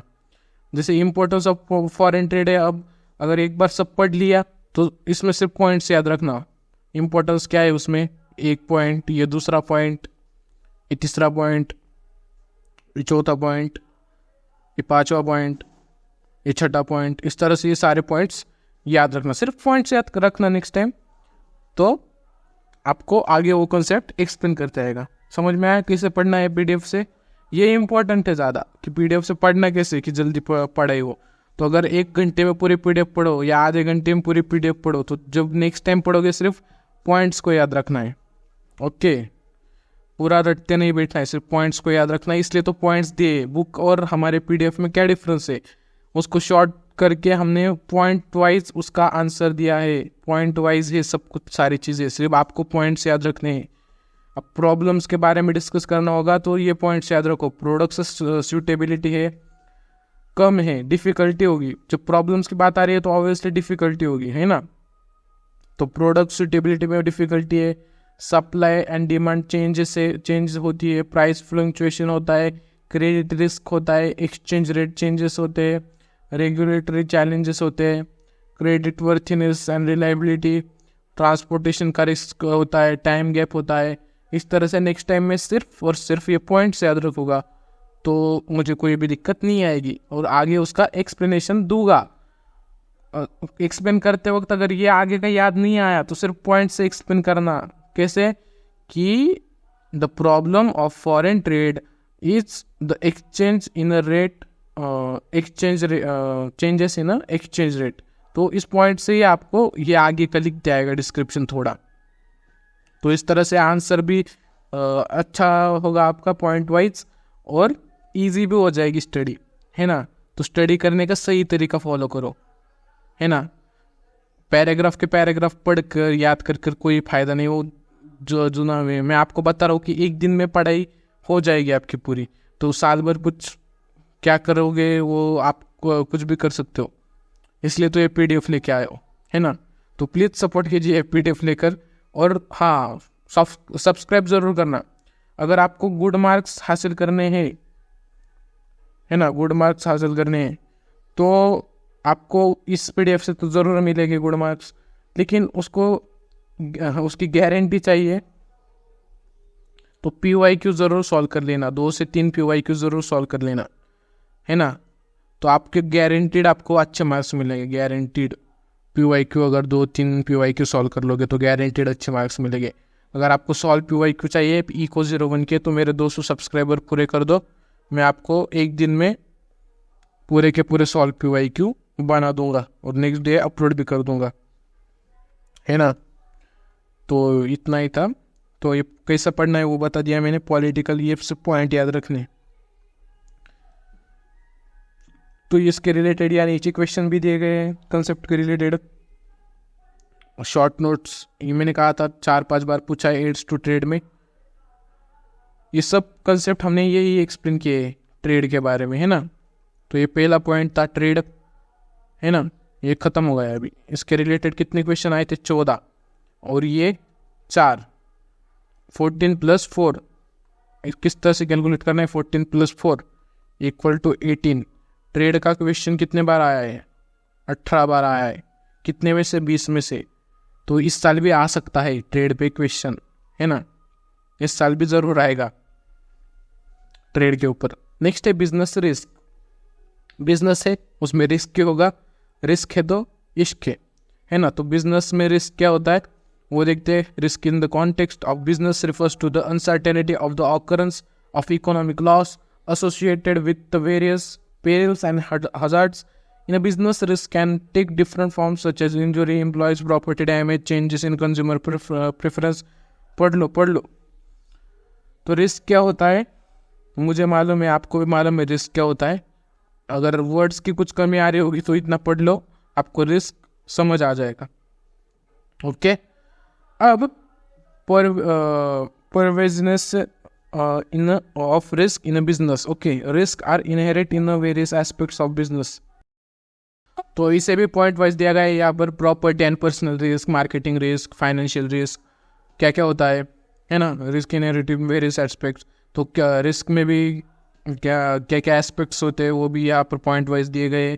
तो मैंने आपको कैसे पढ़ना है ये बताया था कि पॉइंट पहले याद कर लो और उसके आगे का डिस्क्रिप्शन अपने अब लिखते आएगा, या एक बार पढ़ लो फिर नेक्स्ट टाइम पॉइंट्स याद करना सिर्फ इस तरीके से। ओके, तो सिग्निफिकेंस दिए गए यहाँ पर, क्या सिग्निफिकेंस है, टाइप्स ऑफ बिजनेस से रिस्क दिया गया है, डायनेमिक और स्टैटिक, है ना, प्योर और स्पेकुलेटिव, इस तरह से। तो पढ़ लो ध्यान से। हाँ, इसमें अब टॉपिक है मेन ये रिस्क मैनेजमेंट। ये 4 बार पूछा गया है, जब रिस्क का सवाल आया है रिस्क मैनेजमेंट के बाद 4 बार पूछा गया है, 4 से ज़्यादा बार पूछा गया है, मैंने यहाँ 4 बार लिखा है, 4 से ज़्यादा 4-5 बार पूछा गया है, 4 बार, है ना। तो रिस्क मैनेजमेंट क्या होता है, पहले उसमें प्रोसेस होते थे, है ना। क्या है, risk management is a systematic 5 step process, 5 step में डिवाइडेड एक प्रोसेस है, crucial for business sustainability and success.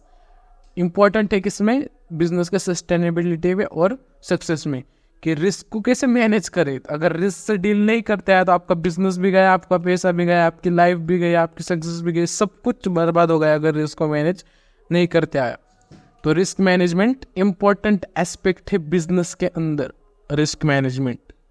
Okay, तो इसके 5 स्टेप्स होते हैं, तो ये 5 स्टेप्स याद दिए गए हैं। फर्स्ट स्टेप है रिस्क आइडेंटिफिकेशन। नाम से पता चल गया, आइडेंटिफिकेशन मतलब आइडेंटिफाई करना, पहचानना, आइडेंटिफाई करना। पहले तो आइडेंटिफाई करो रिस्क को, फिर क्या करो, असेसमेंट, उस पर क्या हम ये कर सकते हैं, कितना रिस्क हमारे लिए आ सकता है इस पर्टिकुलर बिजनेस में, कितना रिस्क की ये कितना लॉस हो सकता है ना, इंटेंसिटी ऑफ लॉस प्रेडिक्ट करना, है ना। असेसमेंट मतलब जैसे आपको मार्क्स मिलते हैं एग्जाम में, आपका पेपर चेक होने के बाद उस तरीके से होता है एक prediction. Tools of risk management, फिर कौन से टूल्स है रिस्क को मैनेज करने के लिए, कौन से टूल्स है, risk assumption, prevention, avoidance, transfer, insurance, separation and combination. Importance क्या है उसकी, एग्जाम्पल क्या है, हर किसी के importance, definition point wise explain किया है, क्या इंपॉर्टेंस है, क्या डेफिनेशन है, क्या एग्जाम्पल्स है उसमें, है ना। इस तरह से पर्टिकुलरली दिया हुआ है, तो पढ़कर आसानी से समझ जाओगे। वो आपको PDF ही इस तरह से बनाई कि एक बार पढ़ लोगे तो समझ जाओगे, दूसरी बार पढ़ लोगे तो याद कर लोगे, तीसरी बार आपको रिवीजन करनी है, और चौथी बार आपको आपकी प्रिपरेशन पे स्टैंप लगाना है कि हमारे प्रिपरेशन हो गई, है ना। इस तरीके से पॉइंट याद करो।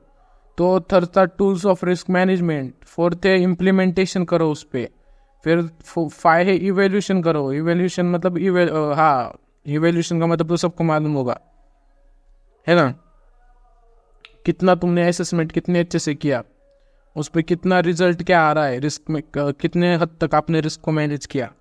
इस तरह से लास्ट में कंक्लूजन लिखना। अगर इतना पढ़ लोगे तो कंक्लूजन खुद के मन से लिख सकते हो। अगर बिजनेस के बारे में पूरा पढ़ लोगे ध्यान से, types of business, risk management के बारे में पूरा पढ़ लोगे, तो कंक्लूजन आपके लिए चुटकी का खेल है। कंक्लूजन में कुछ भी लिख सकते हो आप, इसी को तो लिखना होता है कंक्लूजन में, सारी चीज़ें को तो लिख देना। अब ये क्वेश्चन देखो, ये एक इम्पोर्टेंट क्वेश्चन है, insurable risk and non insurable risk, है ना। ये कितने बार आया है, 4 बार आया है। ये भी क्या बन गया है रिस्क के अंदर इम्पोर्टेंट, 4 बार आया है। मतलब अब एक प्रोबेबिलिटी बनती है, अगर रिस्क का सवाल पूछेंगे तो उसके साथ ये तो रिस्क मैनेजमेंट पूछेंगे या तो ये वाला पूछेंगे, इंश्योरेबल रिस्क क्या होता है और नॉन इंश्योरेबल रिस्क क्या होता है। तो इंश्योरेबल रिस्क क्या होता है वो दिया गया है यहाँ पर। Insurable risk possesses specific characters that make them suitable for transfer to insurers. These characteristics include accidental, random nature, measurable and estimate loss. तो क्या क्या पॉइंट दिए यहाँ पर? एक्सीडेंटल और random nature, measurable estimated loss, sufficiently large number of units, है ना। Geographical spread, non insurable risk में क्या क्या होता है? वॉर रिस्क होता है, इमर्सिबल रिस्क होता है, फ्रीक्वेंसी एंड मैग्नीट्यूड होता है। इस तरह के पॉइंट्स होते हैं, तो ये पॉइंट्स याद कर लेना। क्वेश्चंस कितने आए हैं? 14 क्वेश्चंस आए थे, मतलब 14 बार ये पूछा गया है, 14 times it ask. Okay, next is organisation है ना। हमारा मेन चैप्टर का नाम क्या है? बिजनेस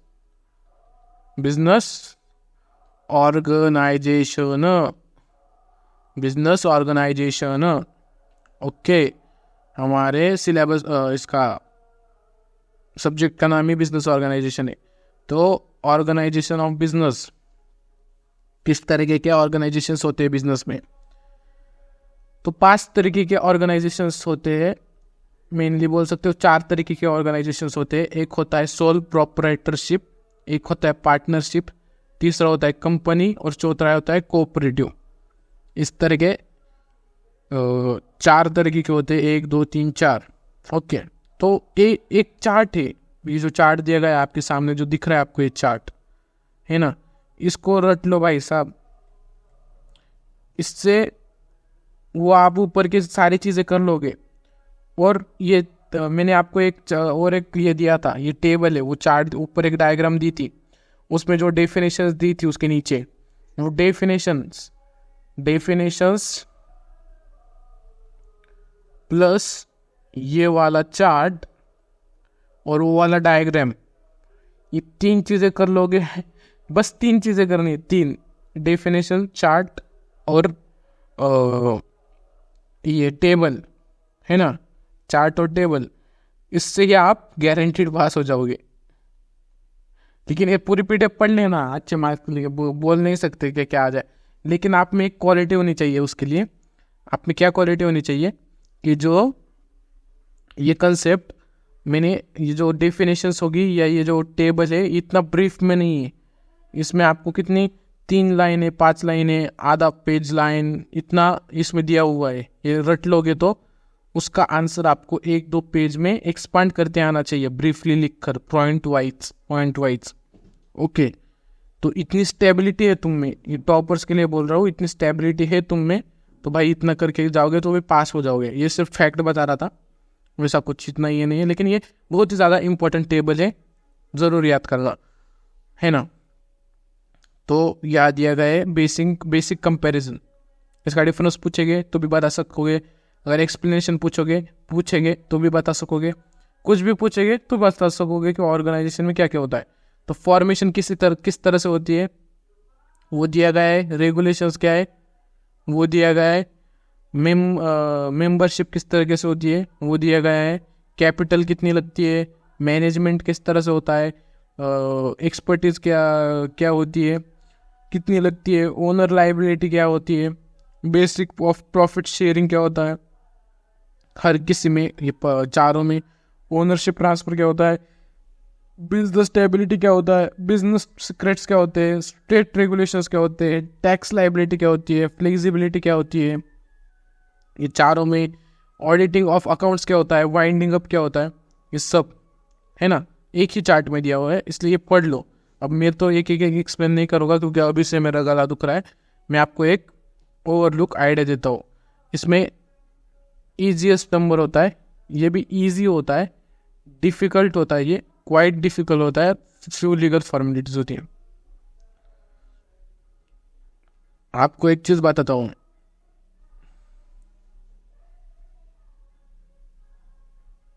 है ना, आपको एक चीज़ बताता हूँ। पहले तो हमने देखा था बिजनेस, उसमें हमने देखा था ट्रेड, है ना, बिजनेस, ट्रेड और कॉमर्स, उसके बारे में सब ये चीज़ें जानी। नेक्स्ट चीज़ है हमारी बिजनेस ऑर्गेनाइजेशन।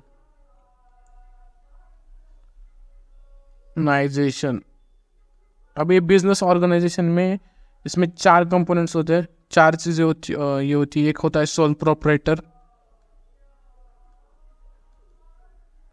दूसरा होता है पार्टनरशिप,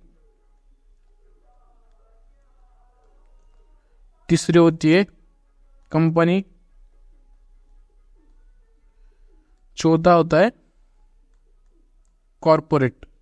कॉर्पोरेटिव सोसाइटी, है ना। ये 4 चीजें होती है। ये चारों को मैंने इस पीडीएफ में ब्रीफ में एक्सप्लेन भी किया है आगे, है ना, लेकिन मैं आपको बता देता हूँ। नाम से ही पहचान लेने की क्षमता होनी चाहिए। सोल प्रोपराइटर मतलब सिंगल ओनर पूरा बिजनेस कंट्रोल करता है। पार्टनरशिप में पार्टनर्स होते हैं। कंपनी में मैनेजमेंट होता है प्रॉपर, एम्प्लॉयज होते हैं, मैनेजमेंट होता है ना, प्रमोटर्स होते हैं, मैनेजमेंट होता है, प्रमोटर्स होते हैं, सीईओ, डिफरेंट पोस्ट्स होती है।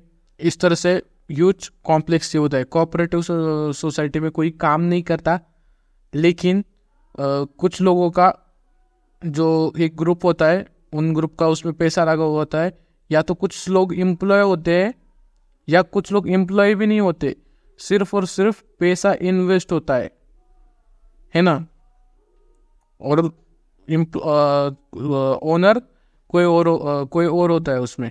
तो ये आपको इस पीडीएफ से आप पढ़कर समझ लोगे वो सब, है ना। अगर ये चार्ट मुश्किल है पढ़ने के लिए, इजी नहीं है, तो आगे मैंने इनको एक्सप्लेन किया है, सारे कंसेप्ट्स को एक बार पढ़ लो। तो forms of business organisation, okay. तो एक था नॉन कॉर्पोरेट और एक था corporate. Non corporate and corporate. Sole trader आता है और पार्टनरशिप आता है नॉन कॉर्पोरेट में। कॉर्पोरेट में कौन कौन सा आता है? Joint stock and cooperative organisation. Joint stock company बोल सकते हो, और कोऑपरेटिव ऑर्गेनाइजेशन ये किस में आता है? कोऑपरेट फॉर्म ऑफ ऑर्गेनाइजेशन में। अब कंपनी ये सबसे important form of business organisation है कंपनी, क्योंकि इसके क्वेश्चंस आए 10 से ज़्यादा बार, सबसे ज़्यादा बार कंपनी पे क्वेश्चंस आते। तो कंपनी क्या है यहाँ एक्सप्लेन किया गया है, पढ़ लो। उसके मेन फीचर्स क्या है? Incorporation, artificial person, separate legal entity, common seal, perpetual succession, separation ownership and management, number of members, limited liability, transferability of shares, rigidity of object, statutory regulations, मतलब गवर्नमेंट रेगुलेशंस होती है, companies act के अंदर बनती है। Companies specific act है हमारे constitution में उसके लिए। क्लासिफिकेशंस ऑफ कंपनीज दिया गया है यहाँ पर। कंपनीज डिफरेंट टाइप्स में ये होती है। एक तो इनकॉर्पोरेशन पे स्टैट्यूटरी कंपनी बनती है, रजिस्टर्ड कंपनी बनती है, चार्टर्ड कंपनी बनती है। लाइबिलिटी पे अनलिमिटेड कंपनी बनती है, कंपनी लिमिटेड बनती है, बाय गारंटी, बाय शेयर्स बनती है ना। फिर बनते हैं private limited, public limited, government limited. Private limited, public limited और गवर्नमेंट लिमिटेड। सबसे ज़्यादा इंपॉर्टेंट ये 3 है, ये 3 सबसे ज़्यादा इम्पोर्टेंट है, इनकी तैयारी करनी है अच्छे से। फिर बाद में ज्यूरिडिक्शन पे बेस्ड होती है, नेशनल और मल्टीनेशनल, नेशनल और मल्टीनेशनल। तो बेस्ड ऑन कैटेगरी हमारे पास प्राइवेट, पब्लिक, लिमिटेड कंपनी है, गवर्नमेंट कंपनी है, राइट। तो ये सब जितने भी कंपनीज है उसको प्रॉपर एक्सप्लेनेशन उसका भी दिया हुआ है यहाँ पर, है ना। Registered company, chartered company, unlimited company, तो किस तरह की कंपनी होती है हमारे पास। हमारे लिए गवर्नमेंट कंपनी में ने क्यों 4 बार उसका क्वेश्चन आया भाई?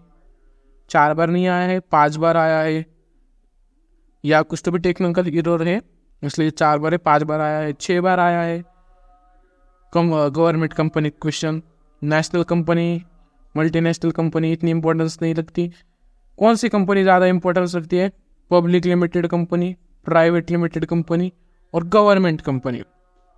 प्राइवेट लिमिटेड कंपनी का क्वेश्चन 2 बार आ चुका है, पब्लिक लिमिटेड का आ चुका है 5 बार, और गवर्नमेंट कंपनी का भी आ चुका है 5 से 6 बार, है ना। तो गवर्नमेंट कंपनी होती है जिसका शेयर 50% से ज़्यादा शेयर गवर्नमेंट के पास होता है। या डेफिनेशन दी गई है उसकी, डेफिनेशन पढ़ लेना, समझ जाओगे, शो हो रहा है, पढ़ लो, PDF ले लो, पढ़ लो, यहाँ से पढ़कर देख लो, समझ लो, है ना।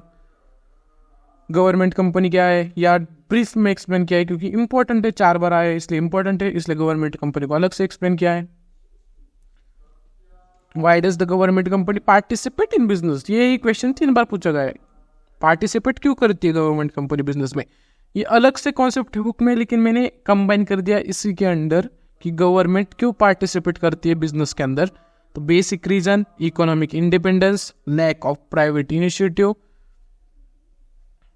entrepreneurial role, commitment to socialism, public ownership emphasis, air transport business, insurance business, local industry, oil industry, taking over sick units, है ना। गवर्नमेंट हमारे बिजनेस में क्यों इंटरफेयर करती है बिजनेसेस में, तो उसका ऊपर रीजंस दिए थे। ओके, अब मेरिट्स क्या है, उसके फायदे क्या है, नुकसान क्या है, स्ट्रेटेजिक डेवलपमेंट होती है, रैपिड इंडस्ट्रियलाइजेशन होता है, ये बुक में अच्छा लग रहा है, लेकिन रैपिड इंडस्ट्रियलाइजेशन नहीं होता, गवर्नमेंट उसमें इंटरप्शन ज़्यादा होगा। इसका एग्जांपल देता हूँ मैं आपको कि रैपिड इंडस्ट्रियलाइजेशन क्यों नहीं होता। अमेरिका में गवर्नमेंट इंटरफेयर नहीं करती बिजनेसेस में, करती है क्या, नहीं करती। सबसे ज़्यादा इंडस्ट्रियलाइजेशन कहाँ हुआ, अमेरिका और यूरोप में, वहाँ पर इंडिपेंडेंट बिजनेसेस होते हैं, जो मतलब उसमें गवर्नमेंट पार्टिसिपेट नहीं करती। तो वहाँ क्या हुआ है, उसे बोलते हैं कैपिटलिस्ट माइंडसेट। ओके, वो बहुत ब्रॉड पार्ट है, वो मैं आपको ज़रूर कभी ना कभी एक्सप्लेन करूँगा। आज का सही दिन नहीं है क्योंकि वीडियो लंबा हो रहा है। कोई देख रहा है क्या, तो नीचे कमेंट करो, देख रहा हूँ मैं अब तक, है ना। मेरा अभी गला दुखने लग रहा है, इसलिए पढ़कर आपको समझना पड़ेगा। मैं आपको सभी चीज़ें शो कर रहा हूँ, और जब जब इम्पोर्टेंट चीज़ आएगी मैं आपको बता दूंगा। Economic self reliance, entrepreneurial role, public welfare, ideological commitment. Demerits क्या है, bureaucratic influence, inefficient management, financial burden, market distortions, limited innovations, political considerations, lack of accountability, resource misallocation, इस तरह की चीज़ें होती है। बहुत सारी डिफरेंट चीज़ें होती है। डीमेरिट्स में क्या क्या है, इतने डीमेरिट्स है उसके, गवर्नमेंट पार्टिसिपेट करके।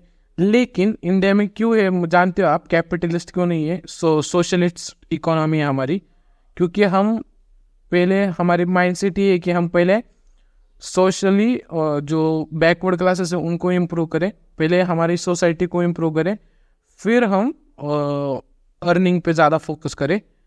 पहले हमारे सब सोशल इश्यूज उनको मिटा दे, सोशल इश्यूज को मिटा दे, इसलिए हमारी सोशल इकोनॉमी है, इसलिए हमारी गवर्नमेंट पार्टिसिपेट करती है बिजनेस में, जो कि पहले बहुत 70 सालों से वही होते आ रहा है। लेकिन अभी हमारी गवर्नमेंट वो सारी चीज़ें फिर से सेल कर रही है प्राइवेट इंटरप्राइजेस को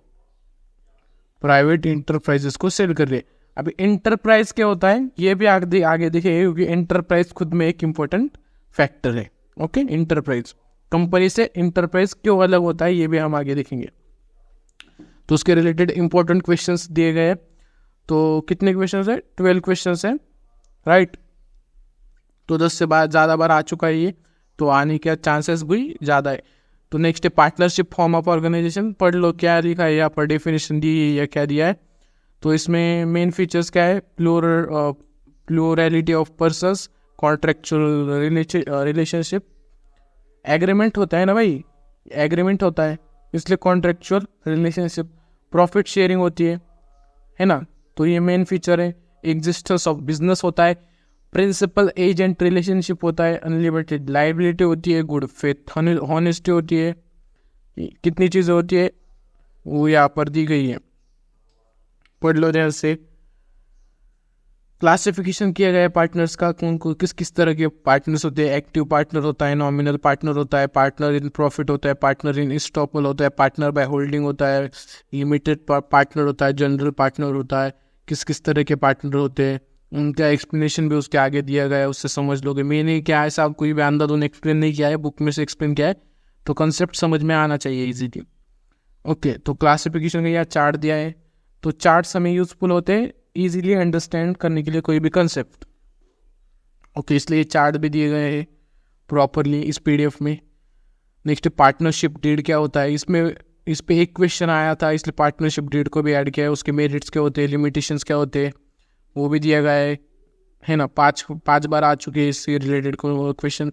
सोल ट्रेडर ऑर्गेनाइजेशन क्या होता है, पर्सनल बिजनेस जो होता है, मतलब वन पर्सन जिसे मैनेज करता है उसे हम सोल ट्रेडर ऑर्गेनाइजेशन बोलते हैं। शॉप हो सकती है, कोई ब्रांड हो सकता है जिसे अकेले ओनरशिप अकेले के ही पास होगी, इस तरह से।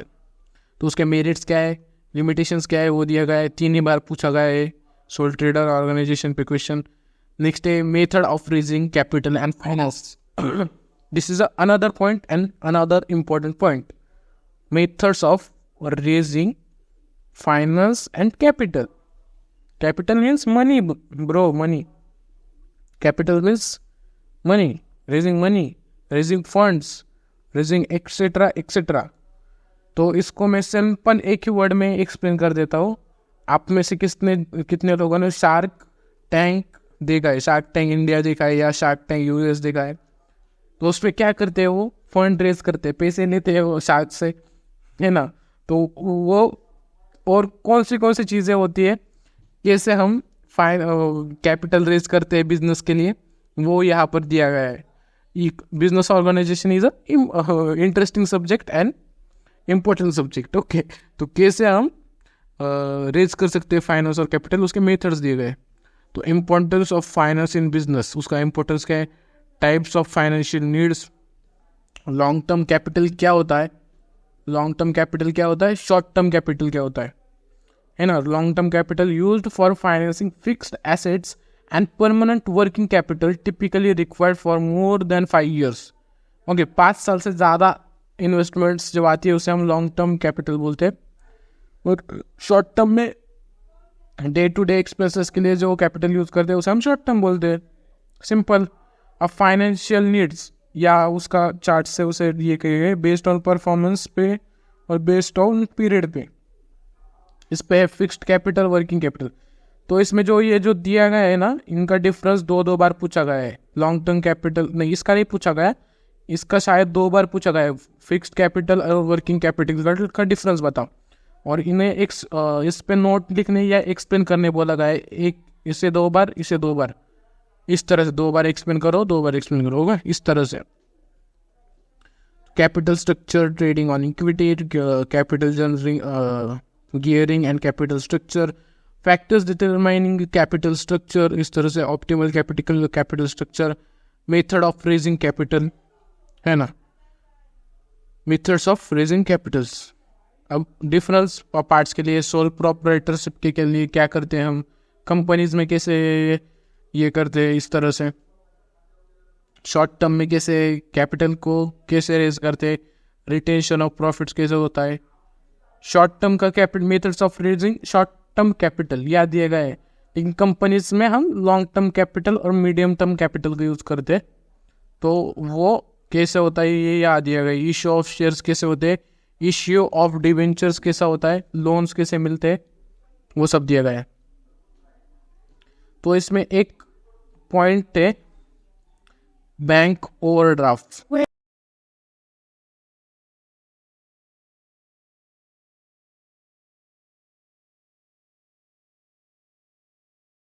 पूछा गया है बैंक ओवरड्राफ्ट। ओके, या इसे आगे भी एक्सप्लेन मैंने किया हुआ है, तो देख लो पीडीएफ। कितने questions, oh my God, 20 questions आए इससे रिलेटेड, 20 नहीं 21, 21 क्वेश्चंस। ये क्या था, methods of raising capital and finance. 100% इस साल भी पूछा जाएगा एक क्वेश्चन। कितने मार्क्स के लिए, 10 मार्क्स के लिए, 10 मार्क्स के लिए पूछा जाएगा एक क्वेश्चन। देखो, ये अगर 10 मार्क्स के लिए पूछा गया, ट्रेड का अगर पूछा गया है ना, पूछेगा 5 मार्क के लिए, 2 मार्क के लिए पूछेगा। ट्रेड का पूछा गया, इसका रिस्क का पूछा गया, अगर 10 मार्क्स, इसका 10 मार्क्स, इस तरह से अगर पूछा गया है ना, तो गारंटीड देता हूँ यही पास हो जा रहे हो तुम, है ना। पास होना बहुत आसान है अगर पढ़ाई करते हो इस पीडीएफ से। और अच्छे मार्क्स भी तो मिल जाएंगे, है ना, मिल ही जाएंगे अच्छे मार्क्स भी। लेकिन गारंटी के लिए भाई एक बार PYQ की स्टडी कर लेना, PYQ सॉल्व कर लेना एक बार, 2 से 3 मतलब 2023 और 22 का कर लेना। इसके आगे का करने की ज़रूरत नहीं है क्योंकि ये PDF से आपकी कंप्लीट प्रिपरेशन हो जाएगी। लेकिन 23 और 22 का कर सकते हो अगर गारंटीड चाहिए आपको। और एक चीज़ बताता हूँ, ये देखो मैं इतना बता सकता हूँ कि 40 से 45 मार्क्स आपको इस PDF से मिल जाएगी। 40 से 45 अच्छे से तैयारी करोगे तो 40 से 45 मिल जाएंगे। लेकिन 45 मार्क्स से 50 तक की जर्नी, 45 मार्क्स से 50 तक की जर्नी, आउट ऑफ तक की जर्नी आपकी PYQ पार कराएगी। अगर ये PDF पढ़कर PYQ पढ़ोगे तो, सिर्फ PYQ पढ़ोगे तो तुम पास भी नहीं होगे। सच बताता हूँ, सिर्फ PYQ पढ़ोगे तो पास भी नहीं होगे। अगर इसके आसपास जाना है 50 के आसपास तो PYQ भी पढ़ लेना। अगर आपको सॉल्व PYQ चाहिए तो सब्सक्राइब करो ये चैनल को। 200 सब्सक्राइबर अगर पूरे होते हैं तो PYQ ज़रूर आएगी, नहीं तो अगले सेमेस्टर में आएगी ऑब्वियसली। तो नेक्स्ट टॉपिक है हमारा बैंकिंग। डेफिनेशन क्या है बैंकिंग की, फंक्शंस क्या है बैंकिंग के, टाइप्स क्या है बैंकिंग के। पट स्क्रीनशॉट मारो जो कि लेने वाले उनके लिए मैं स्लो चल रहा हूँ, नहीं तो एकदम स्किप करके मैं अभी टाटा बाय बाय CEO कर देता। जल्दी पढ़ लो और देख लो कि PDF में कैसे दिया गया है। Duties of bank, rights of bank, types of bank, modes of making payments, drafts, importance, entrepreneur क्या होता है। ये भी 10 बैंकिंग का क्वेश्चन 11 बार आया है, 11 से ज़्यादा बार आया है क्योंकि इसमें मैंने एक क्वेश्चन नहीं लिया ओवरड्राफ्ट नहीं लिया है। ओवरड्राफ्ट एक्चुअली ओवरड्राफ्ट जो है, ओवरड्राफ्ट ये जो है वो कॉन्सेप्ट है फाइनेंस और कैपिटल का, फाइनेंस एंड कैपिटल का, रेजिंग फाइनेंस एंड कैपिटल का ओवरड्राफ्ट। वो कॉन्सेप्ट फाइनेंस मतलब 25 बार पूछा है, 20 में से 25 बार फाइनेंस और कैपिटल पे, मेथड्स ऑफ रेजिंग फाइनेंस और कैपिटल पे क्वेश्चन पूछा है। मतलब इस साल गारंटेड आएगा आपकी एग्जाम में, इतना समझ लो, है ना। तो नेक्स्ट है entrepreneur. Entrepreneur is the most popular word now in India and also in other countries. You know better what is an entrepreneur. An entrepreneur is a visionary individual who conceive an idea. Please पढ़ लो क्योंकि भाई गला दुख रहा है, कसम से गला दुख रहा है, इतनी प्रैक्टिस नहीं है मुझे। एंटरप्रेन्योरशिप क्या होता है वो भी दिया गया है, इनोवेशन क्या होता है वो भी दिया गया है, रिस्क बियरिंग क्या होता है वो भी दिया गया है, कैरेक्टरिस्टिक्स क्या होती है एंटरप्रेन्योर की ये भी दिया गया है। Hard work, independence, hard work, desire to achieve goals, foresight and dynamic outlook, open mindness, optimistic outlook, working relationships, good organisers, innovative aptitude. ये क्या कैरेक्टरिस्टिक्स है एंटरप्रेन्योर के। फंक्शन क्या होता है एंटरप्रेन्योर का वो दिया गया है यहाँ पर, पढ़ लो। प्रोमोटर क्या होता है एंटरप्रेन्योर से डिफरेंट टर्म है। हमने कंपनी में ये टर्म दिखी थी, कंपनी में हमने प्रोमोटर की टर्म दिखी थी। कंपनी के अंदर प्रमोटर का क्या रोल होता है, तो प्रमोटर क्या है वो यहाँ पर दिया गया है। मुझे ये सब कुछ मालूम है लेकिन एक्सप्लेन करने के लिए मेरे पास टाइम भी नहीं है और मेरे पास उतनी एनर्जी भी अभी बची नहीं है ना। एक्सप्लेन कर सकता हूँ लेकिन करूँगा नहीं क्योंकि भाई साहब बहुत तकलीफ हो रही है अभी। तो पढ़ लो प्रमोटर क्या होता है, टाइप्स ऑफ प्रमोटर क्या होते हैं। अब इसमें क्वेश्चन कौन सा बहुत बार आया है, ये प्रमोटर का मैंने क्यों दिया बीच में एंटरप्रेन्योर के बीच में, क्योंकि इसमें एक बहुत पॉपुलर क्वेश्चन आया है, distinguish between entrepreneur and promoter. Difference बताओ एंटरप्रेन्योर और प्रमोटर का। इसमें 5 बार पूछा गया है, तो कितनी इंपॉर्टेंस है एक क्वेश्चन की। एक ही क्वेश्चन बार बार पूछा है, ये 5 मार्क्स को पूछ सकता है आपको, 5 से कम मार्क्स को तो कुछ भी नहीं पूछेगा। ये 5 मार्क्स का क्वेश्चन 5 बार पूछा गया है ना, पूछा जा सकता है, पढ़ लो, है ना। Distinguish between entrepreneur and promoter, इसका मैं याद देना चाहता था कि यह आपको डिफरेंस दे दूं कि एंटरप्रेन्योर में क्या डिफरेंस होता है, प्रमोटर में क्या डिफरेंस होता है, ये सब मैं देना चाहता था, जानबूझकर नहीं दिया। अगर आप क्योंकि ये आप मन से लिख सकते हो और एंटरप्रेन्योर क्या होता है, जितना आप मन से लिखोगे उतना आप इस आंसर को बड़ा कर सकते हो। मैं इसमें लिमिटेड ही क्विज देता, आप उसका रट्टा मार के जाते तो आपको कम मार्क्स मिलती। 5 मार्क्स स्कोर करने का एक ही तरीका है, दोनों कंसेप्ट पढ़कर समझकर उससे फिर इसका डिफरेंस शो करो। ओके, नेक्स्ट है एडवर्टाइजिंग। ये क्या है? एड्स टू ट्रेड है। बैंकिंग क्या था? एड टू ट्रेड था। ये भी क्या है? Aid to trade. Definition of advertising क्या होता है? एडवर्टाइजिंग ये दिया गया है any paid for non personal. ये दिया गया है पेड फॉर्म में क्या है की एलिमेंट्स क्या है एडवर्टाइजमेंट के। मैंने आपको बताया ना कि कैसे स्टडी करना है, पॉइंट्स रिमेंबर करके, सिर्फ पॉइंट्स याद रखने हैं। ओके, तो पेड फॉर्म में होता है नॉन पर्सनल प्रेजेंटेशन होता है, आइडियाज गुड्स एंड सर्विसेज होता है, आइडेंटिकल स्पॉन्सर होते हैं। अब पब्लिसिटी और एडवर्टाइजमेंट में क्या फर्क होता है ये क्यों दिया मैंने यहाँ पर? क्योंकि ये 4 बार पूछा गया है भाई, 4 बार ये पूछा गया है एग्जाम में, एक ही question, difference between publicity and advertisement का। अब पब्लिसिटी क्या होती है? स्पॉन्सर्ड होती है, नॉन स्पॉन्सर्ड होती है। पब्लिसिटी क्या होती है? नॉन स्पॉन्सर्ड होती है। कमर्शियली सिग्निफिकेंट इंफॉर्मेशन होती है, disseminated by non personal media without a financial charge to the company, इस तरह से होती है पब्लिसिटी। बट एडवर्टाइजमेंट क्या होती है? स्पॉन्सरशिप होती है एडवर्टाइजमेंट में, कंट्रोल कंटेंट होता है, मीडिया चैनल्स होते हैं, प्रमोशन इंटेंट होता है। ये वाले चार्ट से आप समझ जाओगे, ये वाले चार्ट से आप समझ जाओगे। नेक्स्ट इंपॉर्टेंट टॉपिक है एडवर्टाइजिंग मीडिया। भाई साहब ये बहुत इंपॉर्टेंट है। जब भी एडवर्टाइजिंग का सवाल पूछेगा तो मोस्ट ऑफ द टाइम ये तो डिफरेंस पूछेगा पब्लिसिटी और एडवर्टाइजमेंट में। मोस्ट ऑफ द टाइम बोल रहा हूँ, बाकी का पढ़ना नहीं, ऐसा नहीं। मोस्ट ऑफ द टाइम ये दोनों का डिफरेंस पूछेगा, या तो एडवर्टाइजिंग मीडिया के बारे में सवाल पूछेगा, क्योंकि ये 5 बार आ चुका है। ओके, तो डेफिनेशन दी गई है, उसके टाइप्स क्या होते हैं? Print media, electronic media, outdoor media. अगर ये आउटडोर मीडिया 3 बार पूछा गया है, आउटडोर मीडिया का क्वेश्चन 3 बार पूछा गया है, इसमें +3 कर दो, मतलब ये 8 बार पूछा गया है। एडवर्टाइजिंग मीडिया का क्वेश्चन 8 बार पूछा गया है, क्योंकि आउटडोर मीडिया भी 3 बार पूछा गया है। इसे अलग से एक्सप्लेन किया है लास्ट में एक्सप्लेन किया है मैंने आउटडोर मीडिया को। डेफिनेशन, एग्जाम्पल, कैरेक्टरिस्टिक्स, सभी मीडिया के डेफिनेशन, एग्जाम्पल्स और कैरेक्टरिस्टिक्स दिए है, जितने इंपॉर्टेंट है उतना दिया है, इससे एक्सप्लेन कर सकते हो। Broadcast media, digital media, broadcast media, direct mail, point purchase media, POP media, cinema advertising, इस तरह से। सिलेक्शन क्राइटेरिया क्या होता है? Target audience, budget, reach and frequency, geographical coverage, media effectiveness, message creativity, timing, इस तरह से। ले लो भाई, क्या चाहिए तुमको? Types of advertising media. Newspaper है, मैगजीन्स है, radio, television, outdoor, direct mail. Okay, role क्या होता है एडवर्टाइजिंग का? एडवर्टाइजिंग एजेंसीज का creative development, media planning. Point wise दिया गया है, सब पॉइंट्स याद कर लो। चलो आगे बढ़ते।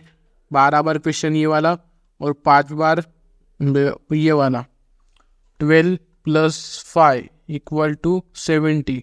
ये क्वेश्चन कितने बार पूछा गया? 17 बार। इस साल भी पूछा जा सकता है। नेक्स्ट है पब्लिक यूटिलिटी। 10 से ज़्यादा बार पूछा गया है पिछले 20 सालों में। कितने बार पूछा गया है? 10 से ज़्यादा बार, 10 बार पूछा गया है ना। और यह हवा करके 11 हो जाता है। Public utility refers to the essential goods. पढ़ लो पब्लिक यूटिलिटी क्या होता है। मुझे एक्सप्लेन करने का बहुत मन है, लेकिन भाई नहीं कर सकता, बहुत गला दर्द करने लगा है मेरा। प्लीज़ सपोर्ट करो यार, गुस्सा आ रहा है मेरे को अभी। तो इसमें रेगुलेशंस क्या होती है, ऑर्गेनाइजेशन स्ट्रक्चर क्या होता है, सेल्स पॉलिसी क्या होती है, क्या होता है पब्लिक यूटिलिटी। इतना पढ़ोगे ना, छोटा छोटा पढ़ोगे ना, फिर भी समझ में आ जाएगा क्या होता है और उसमें क्या क्या कॉम्पोनेंट्स होते हैं। बहुत दिमाग लगा कर बनाए ये PDF को। नेक्स्ट है चैनल ऑफ डिस्ट्रीब्यूशन। ये भी 10 बार पूछा गया है। चैनल ऑफ डिस्ट्रीब्यूशन क्या होता है, इसके बारे में भी 10 बार आपको आपके एग्जाम्स में पूछा गया है। तो उसका फंक्शंस दिए गए, फैक्टर्स दिए गए इफेक्टिंग टू डिस्ट्रीब्यूशन चैनल्स। उसमें इंपॉर्टेंट कंसेप्ट क्वेश्चंस आए 10 बार। 10 बार आ सकता है, आधा क्या 50% आ भी सकता है, नहीं भी आ सकता। नेक्स्ट है स्टॉक एक्सचेंज। स्टॉक एक्सचेंज सबको मालूम होगा, शेयर मार्केट के बारे में सबको मालूम है। आजकल यूथ को सबसे ज़्यादा मालूम है स्टॉक एक्सचेंज क्या होता है ना। जिसको नहीं मालूम पढ़ लो भाई। अरे आपको मालूम होगा था फिर भी पढ़ना, जिसको मालूम नहीं उनके लिए नहीं, सिर्फ आपको मालूम होगा फिर भी पढ़ना, क्योंकि इसमें कैरेक्टर्स दिए गए, ऑर्गेनाइज मार्केट है, रेंज है, की कैरेक्टर्स पूछेगा आपको, की character what are the key characteristics of stock exchange, फिर ये बताते आना चाहिए, नहीं तो जाओगे मुझे मालूम है स्टॉक एक्सचेंज के बारे में लिख क्या होगा। ऐसे नहीं होता भाई, मार्क्स मिलेंगे 2 मार्क्स मिलेंगे 10 में से 2 मार्क्स ही मिलेंगे। फिर अगर पॉइंट वाइज प्रॉपर लैंग्वेज में लिख के आओगे फिर तो आउट ऑफ मार्क देगा आपको एग्जामिनर, इस तरह से। Secondary functions, listing securities of stock exchange, advantages, इस तरह से फॉर इन्वेस्टर्स 10 बार पूछा ये भी स्टॉक एक्सचेंज पे। इंटरप्राइजेस है ना, इंटरप्राइजेस की मैंने पहले बात करी थी है ना। इंटरप्राइजेस क्या होते हैं? Enterprises, public enterprises. इंटरप्राइजेस में सिर्फ पब्लिक इंटरप्राइजेस की ही कॉन्टेक्स्ट है आपके बुक में, इसलिए मैंने भी सॉरी आपको क्वेश्चन भी उसके रिलेटेड ही पूछा गया इसलिए। तो क्या होता है पब्लिक इंटरप्राइजेस की फीचर्स क्या है, ऑब्जेक्टिव्स क्या है, चैलेंजेस क्या है उसके, हार्ड वर्क पूछा गया ये क्वेश्चन। नेक्स्ट है ट्रांसपोर्ट। ट्रांसपोर्ट क्या है? एड टू ट्रेड है ट्रांसपोर्ट, है ना, इस तरह से। ये मोड्स ऑफ ट्रांसपोर्ट दिए गए यहाँ पर, किस किस मोड्स में होते हैं ट्रांसपोर्ट, इस तरह से 7 बार आया है ये, 7 बार इसके बारे में पूछा गया है। हाँ, बैंक ओवरड्राफ्ट 5 बार पूछा गया है, ये ऐड कर देना किसमें? Finance and capital raising, finance and capital, methods of raising, method of raising finance and capital, उसमें आता है bank overdraft and cash credit, इस तरह से। तो देख लो भाई क्या है, कैश क्रेडिट क्या है और क्वेश्चन कितने आए। अरे इसमें से डिफरेंस पूछेगा कैश क्रेडिट और ओवरड्राफ्ट का, या तो नोट्स पूछेगा बैंक ओवरड्राफ्ट को एक्सप्लेन करो। नेक्स्ट है cooperative form of organisation. Business organisation देखा था हमने, उसमें कोऑपरेटिव सोसाइटी नाम का एक ऑर्गेनाइजेशन था, वो 4 ही बार पूछा गया, इतना इम्पोर्टेंट नहीं है, इसे लास्ट में लिया है। सोल ट्रेड ऑर्गेनाइजेशन भी इतना इम्पोर्टेंट नहीं है, लेकिन उसके रिलेटेड कंसेप्ट समझ आया आपको इसलिए ऊपर दिया गया है, उसका कोई रीज़न नहीं है। जिसके आगे जितने स्टार होंगे वो उतना इम्पोर्टेंट है। Okay, here are the key features, all the important points and important topics related to the concept, and here are the important questions you have to solve it for scoring good marks. Okay, next is outdoor media. इसके बारे में तो बात कर ही ली। Outdoor media है ना, outdoor media किस में देखा था हमने? एडवर्टाइजिंग में देखा था। एडवर्टाइजिंग में किस में देखा था? एडवर्टाइजिंग मीडिया में देखा था। ओके, इस तरह से। डिपार्टमेंटल ऑर्गेनाइजेशन, ये लिस्ट है भाई, पढ़ो ना पढ़ो एक ही जैसा है, पढ़ के जाओगे आपको उतना ही फायदा होगा।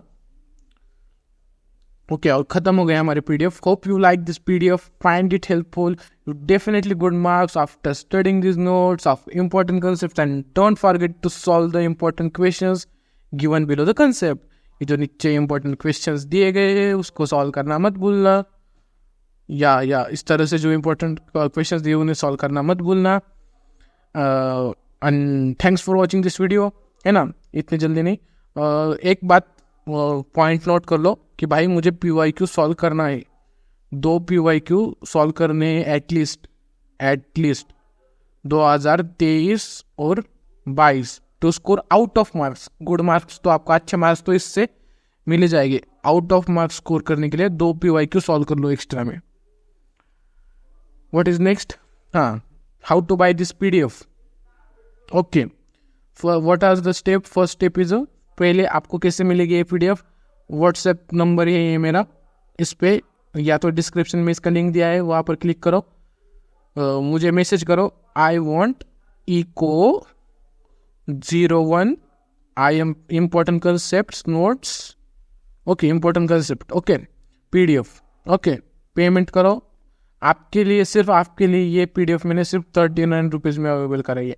नेक्स्ट इसमें मैं इसको 99 रुपीज़ रखूँगा, देख लेना, इसकी मैं अभी वेबसाइट बनाने वाला हूँ। मेरे अगर आप 1000 सब्सक्राइबर पूरे करते हो ना, 1000, तो मैं आपके लास्ट सेमेस्टर तक जितने भी सब्जेक्ट्स है उन सब की PDF इस तरह से लॉन्च कर दूंगा, जितने भी सब्जेक्ट है, अगर 1000 सब्सक्राइबर पूरे होते, आप 10,000 के आसपास स्टूडेंट हो टोटल, इग्नू में BCA में 10,000 के आसपास स्टूडेंट हो, फर्स्ट सेमेस्टर में ही 10,000 है, तो अगर 1,000 सब्सक्राइबर हो जाते हैं हमारे, तो सभी सब्जेक्ट की इसी तरह के मैं नोट्स लाऊंगा। तो कैसे लेनी है ये बताया मैंने, कि उसका फिर पेमेंट करो, फिर उसका स्क्रीनशॉट शेयर करो, 5 मिनट के अंदर ये PDF आपको मिल जाएगी। हाँ, इसके बारे में मैंने आपको फीडबैक देने बोला था, ये अगर आपने ली होगी या मेरा उससे रिलेटेड वीडियो देखा होगा, तो इसमें मैंने बताया था कि 95% इस PDF में से ही क्वेश्चन आए थे, है ना। इसमें बताया था मैंने कि पास हो जाओगे, इससे प्रिपरेशन करो तो 80+ मार्क्स मिलोगे। इस तरह से मैंने पिछले वीडियो में आपको ये क्लियर किया था। तो इसका फीडबैक किसी ने नहीं दिया, मैंने बताया था कि फीडबैक दो, किसी ने नहीं दिया। इस वीडियो के नीचे फीडबैक देना कि ये हेल्पफुल लगी क्या नहीं, ये PDF आपको हेल्पफुल लगी क्या नहीं, इस तरह का फीडबैक देने का। और lastly, thanks for watching this video and don't forget to subscribe our YouTube channel. Okay, subscribe is necessary. 200 subscribe करते हो तो सॉल्व PYQs मिलोगे, 1000 सब्सक्राइबर्स कंप्लीट करते हो तो सभी सब्जेक्ट के लास्ट सेमेस्टर तक के इसी तरह के नोट्स मिल जाएंगे। Okay, thanks for watching this video again and don't forget to subscribe because subscribe is necessary.